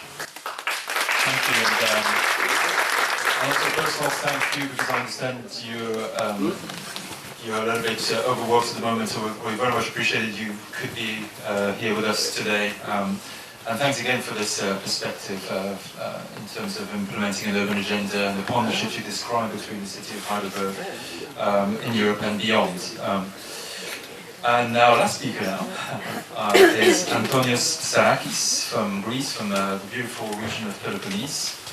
And you're going to talk to us about the RTIs in your region, a little bit about the perceived benefits and challenges. You have the floor. Thank you, Mr. Brooks. Good morning to all of you. Special thanks for the Northern Ireland, and hoping that we will continue to design our common European future even after the end of this month. And about the implementation of ITIs in the Peloponnese region, let us first remember that ITI was proposed as a means to deliver cohesion policy in a territorial integrated way. And this all was to increase its effectiveness. In other words, cohesion policy effectiveness. This special moment, the ITI strategies implemented in our region allow local authorities to combine funding from several priority axes and thematic objectives of our operational program, taking funds and resources from both ERDF and ESF, and complemented as well by rural development funds. And this was all planned and designed in order to deliver multidimensional and cross-sectoral interventions. For the time being, and trying to be more specific, we have 2 sustainable urban development strategies in progress. Let me call them SUD. And supplementary, we have an ITI urban-rural strategy and a CLLD strategy. I think we are the only, and if not only, we're among the few regions in our country that we implement so many ITIs. And the key elements of all these 4 strategies is that first, we have a clearly designated territory. Secondly, we have an integrated development strategy and a package of actions to be implemented. Our regional managing authority, and this is the point of view we have for the ITIs, the point of the managing authority of the regional operation program, we have the final responsibility for these ITIs. However, the intermediate bodies, like local authorities, regional development bodies, and other bodies, are appointed to carry out delegated tasks. All the above-mentioned strategies cover a broad range of territories, namely functional urban centers and coastal fronts, like municipality of Kalamata, the biggest city of our region, or an agglomeration of cities, a combination of cities, like the municipalities of Argos and Nachtlio. Both cities are implementing an SUD as well. We have rural areas, like the municipalities of Mani, the coastal front, the south coastal front of our region, or even an agglomeration of municipalities, like we have 3 municipalities at the center of the Arcadia prefecture. Let us see some of the results and the emerging challenges we have for the future. First of all, it's important to note that the ITI is a territory-based approach that motivates cooperation, integration of the European Structural Investment Funds, and supports the territorial dimension of cohesion policy. We have a delayed start, and I think that we are going to have a delayed start as well this time for the next programming period. But despite the delayed start, we are now experiencing a real fast implementation since local authorities gained the momentum. We assist them, they took the appropriate support, and at the same time we satisfied the high demand for funding because we have a programming goal, we have the performance framework. So we have to prepare ourselves, but at the same time we have to gain the goals. Another benefit has to do with the fact that ITI emphasizes on a list of projects that encounters specific development needs. This kind of approach strengthens the focus on the specific designated areas, and we have designated areas. And the ITI has in parallel to consider the interactions with the external environment. The fact that an ITI strategy has to address complex challenges from different single policy sectors motivates people from different professional areas to work together. This is a strong conclusion and a key element for the future. By viewing problems and needs beyond the narrow bounds of professional sectors, like universities, business chambers, central and local authorities, learn to combine inputs and use different funds in order to find more effective responses. For example, in Kalamata, the evaluation of ITI concluded that the mismatch between job market supply and demand could be resolved by training courses. So we had training courses from the, let's say, the appointed authority of our nation, and then the SUD, the urban authority, took advantage of it to see how the authority could fulfill the demand for the market supply. Another issue, very important issue, the capacity building. It still remains, I heard it from Italy as well, it still remains a strong challenge, and this has mainly to do with the next programming period. The ITI governance structures already established, and it was the first time that we have established such, let's say, structures in our region. This is the second programming period we are going to experience such structures. The existing structures already established, like the associations of neighboring municipalities, gather experience in designing multi-annual and multi-level policy strategies, and by doing this, they enhance the role of local authorities, they learn how to coordinate various policy sectors, consequently, they strengthen capacities for an advanced territorial development. In other words, we take the experience, we give the support, and the local authorities are now stronger to design for the future. But from region to region, we have differences. Our region is a medium-sized region in the middle of Greece. It's like a big island. It has only 2 bridges, one at the west and one at the east. And we have to think of ITIs in a more, let's say, cooperative perspective, in a perspective like region and municipalities go together, like I heard before in Italy. We have many common characteristics there. Functional and administrative boundaries, as well as single policy, narrow-minded views, were strong problems and may cause negative impacts in implementation period. So, efficient practices must be in place from the very beginning. We have to mobilize potential beneficiaries on the basis of a mutual win-win result, region and municipality. Raising awareness during public consultation. Public consultation is a very strong point to work on.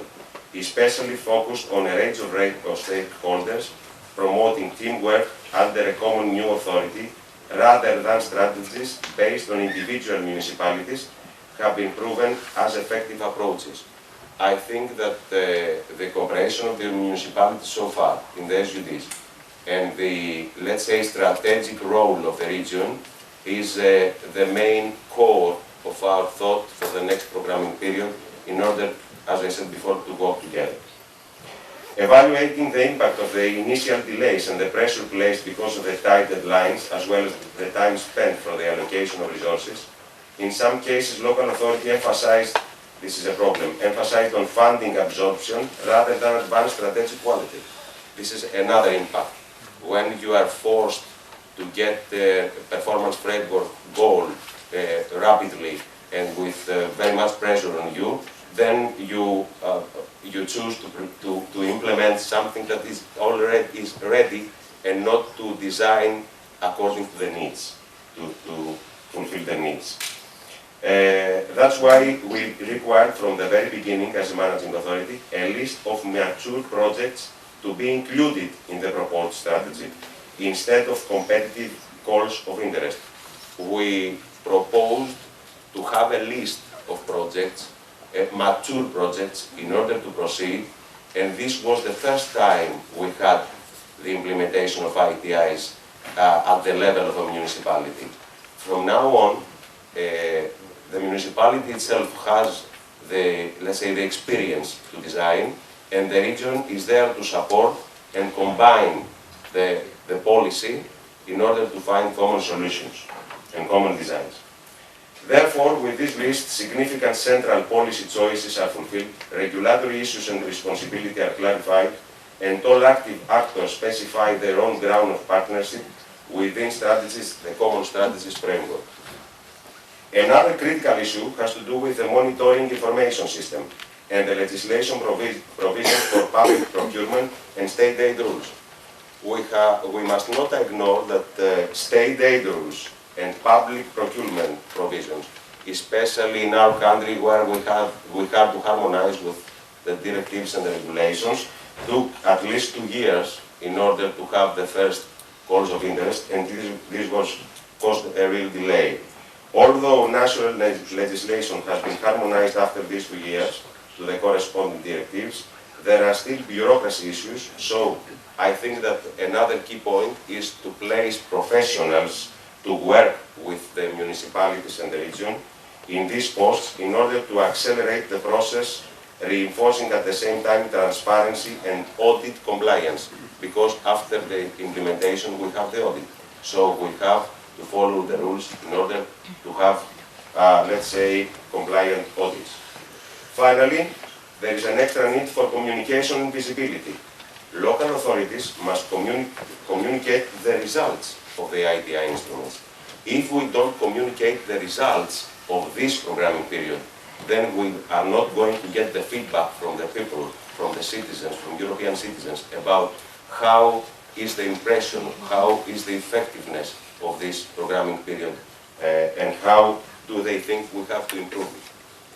Nevertheless, there is a challenge for cohesion policy in general, but visibility, awareness raising and promotion are particularly important since we have to increase civic participation in cohesion policy actions, and there is only potential benefit from this. Now, for the next programming period, the advancement of territorial dimension is quite obvious, and the PO5, all previous speakers talked about it and discussed it in general and specifically, refers to a Europe close to citizens. So we have to support all local initiatives. It is beyond any doubt that the territorial dimension becomes now a horizontal target, and we have to go for an innovation which will come through the opportunity of the member states to propose their own IT models to the Commission. I don't know if it still is at the same, let's say, context in the regulation, but we were told that we could propose our own IT models to the Commission as a member state and we could proceed. I don't know if after the negotiation we will still have the same opportunity. Last but not least, it should be noted that there will not be any detailed guidance following the regulations. So we have a clear step towards simplification, and we have to go towards simplification in order to have results. But we have to follow flexible implementation, working together but with flexible implementation and results. And the regulation and guidance will address, I think, must address only to those points which have only legal content to explain. Well, I think, Mr. Brooks, that we are going to have a long conversation about our prospects and in our region, like we said before. So just keep my introduction to this point so far. And thank you very much for the opportunity. Thank you, Antonio. Thank you for the rich analysis and the lessons learned for the future. I think it's very interesting that you've already taken a step to analyze what you've done already in the current program period, and you're already thinking about how to apply that for the future. That's very, very interesting indeed. I understand our two keynote speakers have to leave quite soon. Well, I can stay a bit longer. You can stay a bit longer. I will miss the second session. Okay. So I'd like to immediately give the floor to Mr. Jan Olbrecht if he has any words of wisdom or any reflections from what you've heard from our five regional speakers. Yeah. I think that while listening to the speakers, I became more optimistic about the cohesion policy in future, because no matter how difficult it is politically, in practice is interesting. But I just want to say that I had a chance to take part in the small group of people who were discussing and creating these IDIs. I was the rapporteur for ERDF at that time. And I must say that what was the real goal of IDIs? And I think this is the real proof of what you were saying. Our goal at that time was not how to spend better European money. It was like how to reinforce the local initiatives, how to motivate the people to work together, how to give them the instruments to develop the partnerships, cooperation, being together, etc. This is the real issue. This is not how to spend money. Money is just the instrument. What really is, the question is, when we use European money, even Heidelberg from time to time, but if you use European money, is the question what will be later? I mean, what will be after using European money? What we can have after preparing and working with the IDIs? This is the real issue. If the municipalities will still work together, and with European money or without European money. This is really interesting. What you said is that this process is ongoing. The process is going, the structures are existing, and probably they will stay. And they will do many things together with or without European money. And this is the real issue, and not European money. Please remember, me as a budget person, we have to remember that European funds are not the goal. The European funds is just the instrument. It's just an instrument for this. So I thank you very much that I will take with me my more optimist to the European Parliament, and I'm going to fight for budget. Thank you. Thank you very much. Yeah, a round of applause for Jan Olbrecht. Thank you very much for being with us.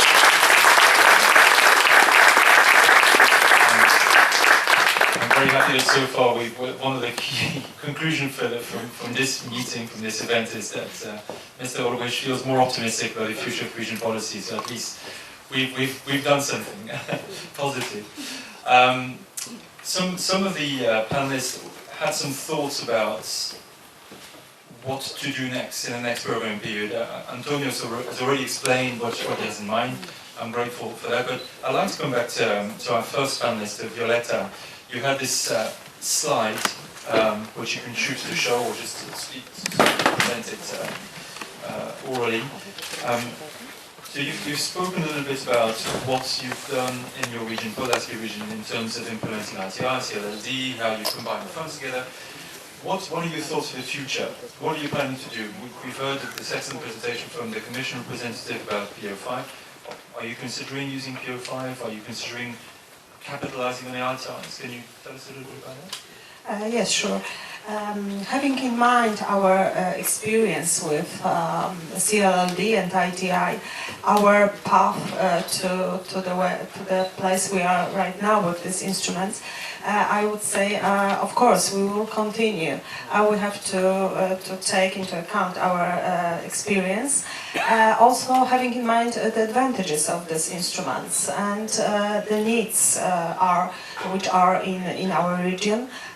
For sure, we will continue with CLLD and ITI. I was pleased to hear that this instrument under PO5 is going to be more flexible. It is right now than it is right now, but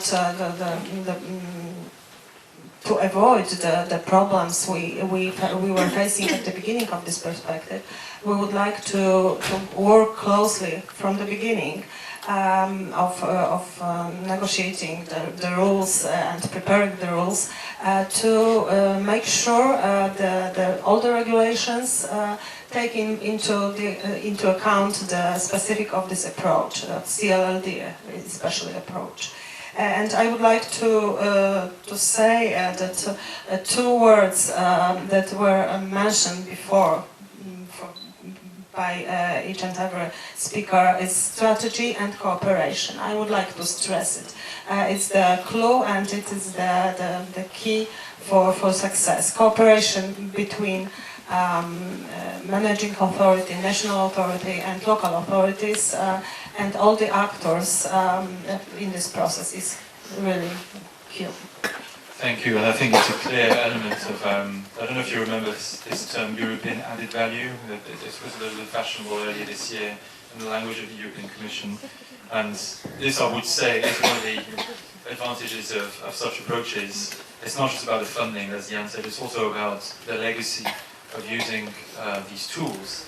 And it's all, like you said, it's about partnership, it's about cooperation, it's about strategy, and it's very, very important. Anybody else want to come in? I don't want to force any of our panelists to come back to and say more about what they've already said, but if you want to say something about the future, this is now the time Grania or Lucio or anybody else. Do you want to say something? I asked you a very difficult question, Grania, about the future. And planning for the future is quite difficult from a UK region, nation perspective, but any thoughts moving forward? So, I mean, it is difficult to plan. I think the one thing we can be certain about is we have to plan because there will be a future, so we have to plan for it. So it's just a very uncertain one. However, I was here 2 years ago, and I was here 3 years ago, and we were talking about. You'll be here the next year. Yeah, well, so yes, so well, I hope so too. So either which way, I have to, and my colleagues and partners across the city are planning for a number of scenarios. I think I suppose what certainly for me today, what's really important is city-to-city cooperation. We probably haven't talked about that enough, but one of the challenges I think for all cities in Europe is how we cooperate with each other and how we learn from each other. And so there's some very good examples of that across Europe, and also there's a slide that I skipped over, which gave examples of a piece of work we've just been involved in, which is city-to-city cooperation with a European city and a non-European city, and in our case, 2 non-European cities. So International Urban Cooperation, which is an EU body, funds cities to match and to fund learning exchanges. We went to Belfast, exchanged with Cali and Medellin in Colombia, 2 post-conflict cities. They were very interested in us because we're 20 years since our peace agreement. We were very interested in them because they're 2 years since their peace agreement. And both cities had taken very, very different approaches to post-conflict interventions. One city focusing very much on violence prevention at a very local level, and that's Cali, and the other city focusing on integrated urban infrastructure, and that's Medellin. And we learned a huge amount as a city from both of those. So I think there's probably something for us to learn about as cities, about how do we learn from non-European cities, and how do we do that? And from a Belfast perspective, both in terms of post-EU, post-UK exit, and just to explain why I call it UK exit. So Brexit as a term means British exit, and of course Northern Ireland is part of the United Kingdom of Britain and Northern Ireland, so it's very important to us and to me personally that we don't forget the Northern Ireland dimension. I know that's front of mind in lots of ways, but as I say, we are working with European partners in terms of our existing funding streams, and I think you're right to point out there are some funding streams that the counterfactualism would have actually benefited more where we had the decision to leave not being taken. But I think we're also having useful conversations about the future in terms of funding as a third country, and I think it's important we do that too. Thank you very much, Rainier. Anybody else wants to come back? Lucio, you started talking a little bit about the preparation for the next programming period. Are you going to say a little bit more about that and what you're preparing, or is it too early? Any thoughts? Well, of course, we try to do better for the next period than we have done now. For Urban Agenda, it was the first time, and so it was the first experience. We have many things to learn, many lessons to learn. We didn't use the tool of ITI for Urban Agenda. We gave great importance in my region and in my country to territorial dimension, and we have at the current period where Urban Agenda, of course, an internal area, which is typical of Italy, but has been received from the Objective 5 and proposed. We are happy for that. And we worked out and we are carrying out an ITI in my region for the Trans-Meno Lake area. So probably we'll use the tool of ITI next period for the Urban Agenda as well. Of course, we have to understand better how the game will work. That means how the next Objective 5, Mrs. Katarzyna Szymniewicz, she has explained us something. There are more things to understand better. I hope that Mr. Albrecht will be there, will be disappointed. That means that things will go better than he foresee, of course. And two other items are to promote a better political commitment, which was a little bit lacking, and I told, but I can repeat, to separate the weakness, the administrative weakness of municipalities, municipalities structures, administrative and technical structures. Thank you very much. Some positive thoughts about the future. It's nice to be thinking about strategy already now, but as you said, I think there needs to be a little bit of clarity moving forward. I mean, the package is still being negotiated. I'm not familiar with the position of the Parliament on PO5. I know that the Council, I said it in my introduction, wants to change the title of PO5 and maybe some of the objectives as well. So we'll need to see. Perhaps Katarzyna can come back at the end if she has any thoughts on that. But there's going to be a time where you're going to need some legal certainty in terms of planning forward. But it's good that you're already thinking about that. So thanks very much for your thoughts. Anybody else want to come in? Antonios, you had, or Christian. I mean, it's really up to you. We don't have to go in the order of the speakers. Katarzyna, you want to come in? Yeah. Well, actually, it's not so much about the future, but as I was listening to you, I put down some so very interesting quotes that I would just like to bring to our attention, because I think they are worth it. So, for CLLD, what I put down as the most important aspect is that it brings impact for community and that it helps keep people in community. I think this is really crucial for CLLD. So just let's remember about this tool. Well, yes, cooperation, we spoke about cooperation. But cooperation, and I think this was said in the context of ITI, cooperation of all sectors was mentioned.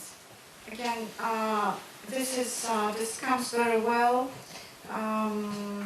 This fits very well into the integrated approach to functional areas and to integrated strategies. So they are to really combine all sectors.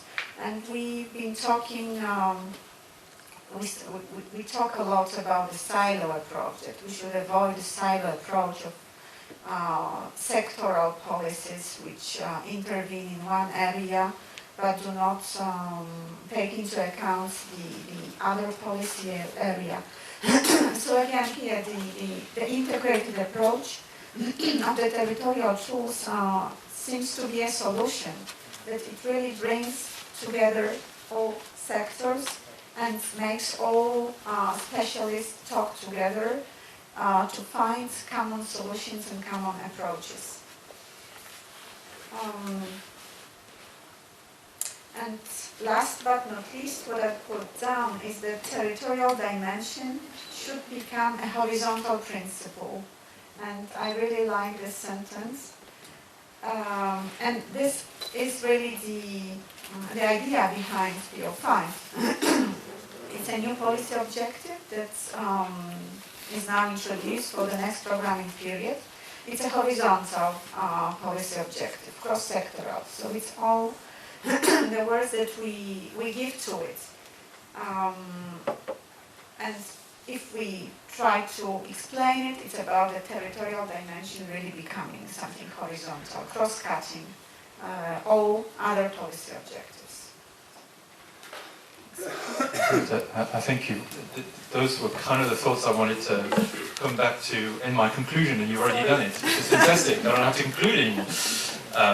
And as a personal question, do you agree with Jan Lopez when you said that you're more optimistic now about cohesion policy and those tools that you helped develop? I mean, are you, as a result of this discussion, because when I hear 5 regional practitioners speaking about what they've done about the ITIs, about what they're planning to do for the future, it's a little bit, I found it quite interesting, and I agree with Jan. I think it's optimistic for the future. I mean, as one of the drafters, I suppose, of these tools, what's your thoughts? I mean, do you see, was it all worth it? Yes, for sure. So I am very optimistic about the cohesion policy and territorial approach, and I'm even more now. Yes, this I can say. Well, as I mentioned, I know best Poland, and I know very well the ITIs that are functioning very well in Poland, the CLDs in 2 regions. The idea is to scale up to other regions. But I know that there is a lot of good practice also in all member states. So it's been fantastic to hear really from big cities, smaller towns, like kind of networks of 5 cities,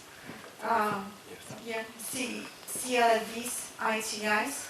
So these are all tools that fall under PO5 now. So and someone said that we will probably be late again for the next programming period. Well, yes and no. There is already so much good practice, so much lessons learned, so much experience, more and more in all member states, in all regions, in all communities. That what I said, I would like to repeat that it's really time for action for those local levels to act and rely on the experience, look for it if it is needed, talk to the managing authorities, do networking with the bigger ITIs or with bigger cities, bigger functional areas. The opportunities are there. PO5 is there, it gives power to the local communities, local levels, to regions, to cities. It encourages partnership, cooperation, acting together. So everything is there, and we have draft regulations now. There will be some changes. I don't know how, to what extent, but there is already enough to act. So, well, this would be my message, and I'm very, very optimistic. Okay, great.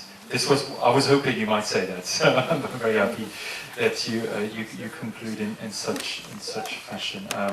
And there is a lot of good practice, as you mentioned, but I think Antonius mentioned earlier that, and I think you finished saying that, people need to know about it, hence the emphasis on communication.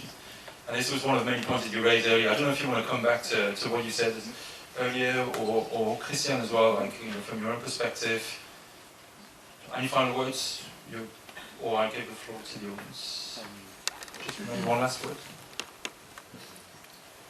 Like it was mentioned before, from my point of view, the cooperation between cities is crucial, not only for a better understanding between different countries, etc., or more innovation, but also to win the fight against nationalism in Europe.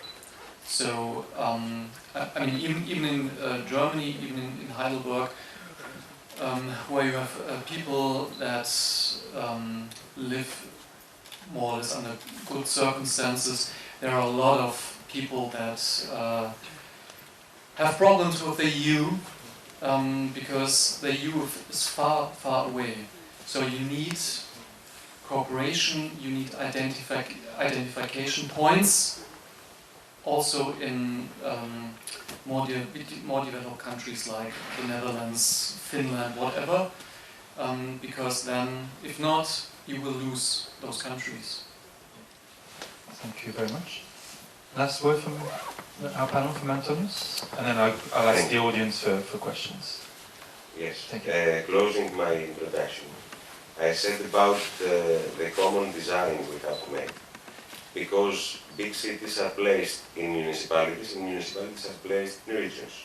So a big city is, let's say, a common place for municipality and for region.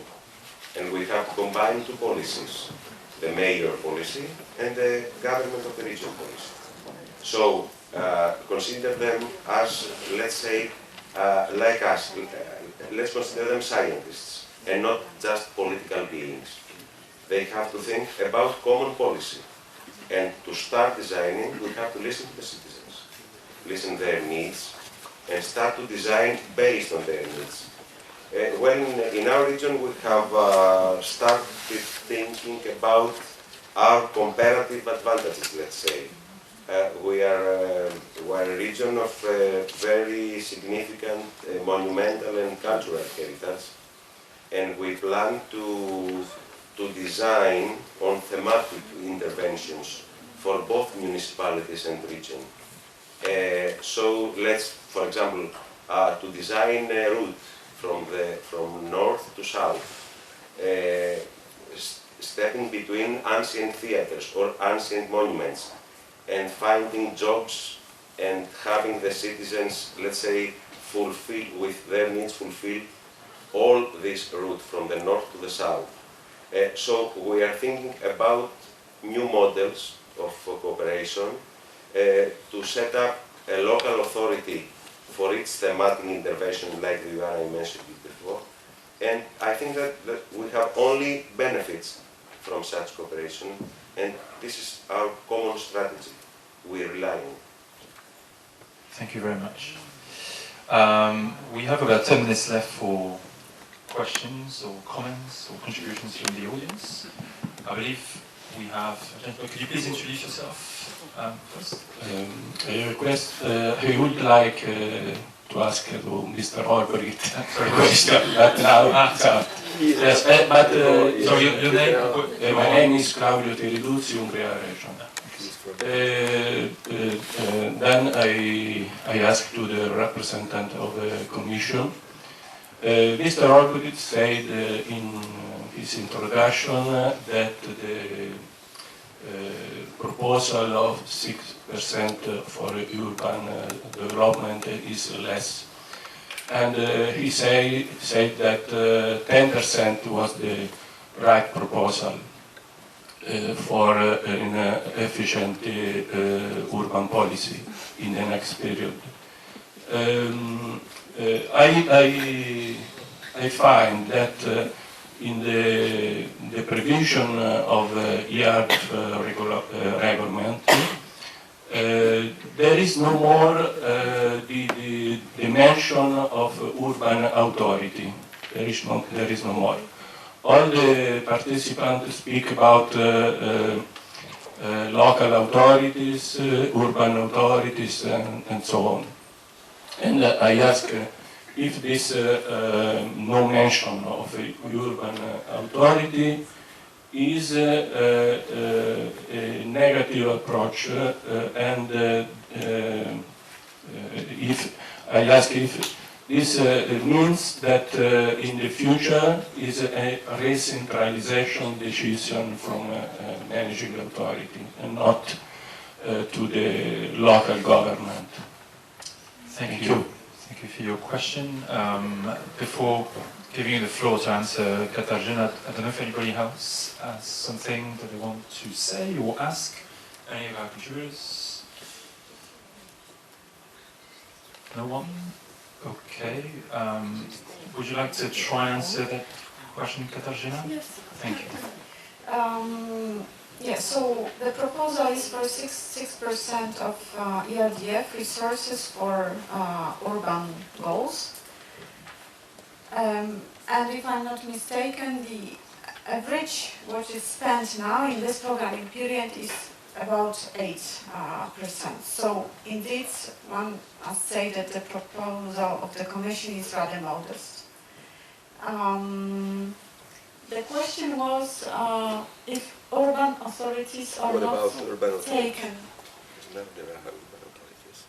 Yes, but I'm not sure if I understood what you mean by this question, but urban authorities are mentioned specifically when we talk about strategies, in urban strategies. So there is a requirement that urban authorities are involved in drafting those strategies, and then they have to be involved in selecting the operations, or have to select the operations. So in this sense, they are involved in strategies, in investment strategies of the functional areas or the cities. Now, what other mentioning of urban authorities or neglecting of urban authorities you have in mind? I'm not sure if I understand your question. In the previous, in the current perspective, there is this requirement for an intermediate body for the ITIs. So there won't be this requirement anymore. Maybe this is also that you have in mind that usually it is a city that becomes an intermediate body for the ITI. So there is no such requirement to have an intermediate body. So if you want, the ITI can become a kind of stream of investments without a proper intermediate body designated in a predefined procedure. Does this answer your question? Yeah. Thank you very much. Any other? No? Okay. Yes, there is. Please, can someone give him up? Good morning to everybody. I would like to congratulate Mr. Brooks because of this conference, and I would like to say that I am a new elected in the region of Peloponnese, and I am the vice governor of Peloponnese. I would like to say that you have to pay attention to, in order to design new programs, to take the opinions of people. And that's why the Adonios say, what does Adonios say about this is, we think that it's going to be a success program for the people, and it's going to have the better results for the people. Thank you very much. Thank you very much. Yes, and that joins actually, I think, one of the points I wanted to make by way of conclusion, because I think we've arrived at the end of our workshop. We're 3 minutes early, but I think the organizer won't be too bothered about that. So thanks very much, because one of the first things I wanted to say by way of conclusions, and I wanted to actually quote one of the things that Antonios, but also Christian said actually just now, which is about the policy bringing citizens closer to Europe. It's one of the things that you hear a lot as a kind of strapline. He's like, yeah, of course they would say that, but actually for the people who manage to implement the funds, the beneficiaries, for these people that's actually true, it's a reality, and that's something that you both stress, Antonios, Christian and yourself, and I would, alongside the comments that you made earlier, Katarzyna, I would like to, I think that's one of the key takeaways from today's workshop, and I wanted to start with that. We talked a lot about the importance of strategy. I think all of our speakers actually mentioned the importance of actually coming up with a strategy first, and then you use the funds at your disposal in one way, form or another, like you said, from Podlaski, using the different 4 or 5 different ESI funds, planning for the future. We heard a very interesting perspective on what Belfast is doing as a city with a 2035 horizon. This is way beyond 2027. We're looking at 2035, and I thought that was very, very interesting. The value of cooperation, like you said, I think Katarzyna, very rightly so, breaking silos between municipalities, between different layers of government, between different actors. And that's one of the added values of the tools of cohesion policy, the ITIs, CLD in particular, and maybe PO5, that will help do that more in the future. So that's something that we need to take into account. Yes, I don't have very much to say. I think this was a very interesting workshop from my own perspective, hopefully from your perspective as well. I feel a little bit more optimistic about the future of this policy. I think Katarzyna and Jan mentioned that. So I'd like to thank our panelists. Thank you very much. A round of applause, please, for our excellent panelists. Thanks to our keynote speaker as well, who stayed until the end. I know you had to leave. You said you wanted to leave at 11:30, but I think you wanted to stay because you're passionate about ITRC and PO5. So thank you very much, Katarzyna, as well. And to our host region of Northern Ireland, I think it was already mentioned that we would love it if we came back here next year to host the next, if you like, round of workshops organized by this consortium. This is, well, let's see. But thanks very much for all of this.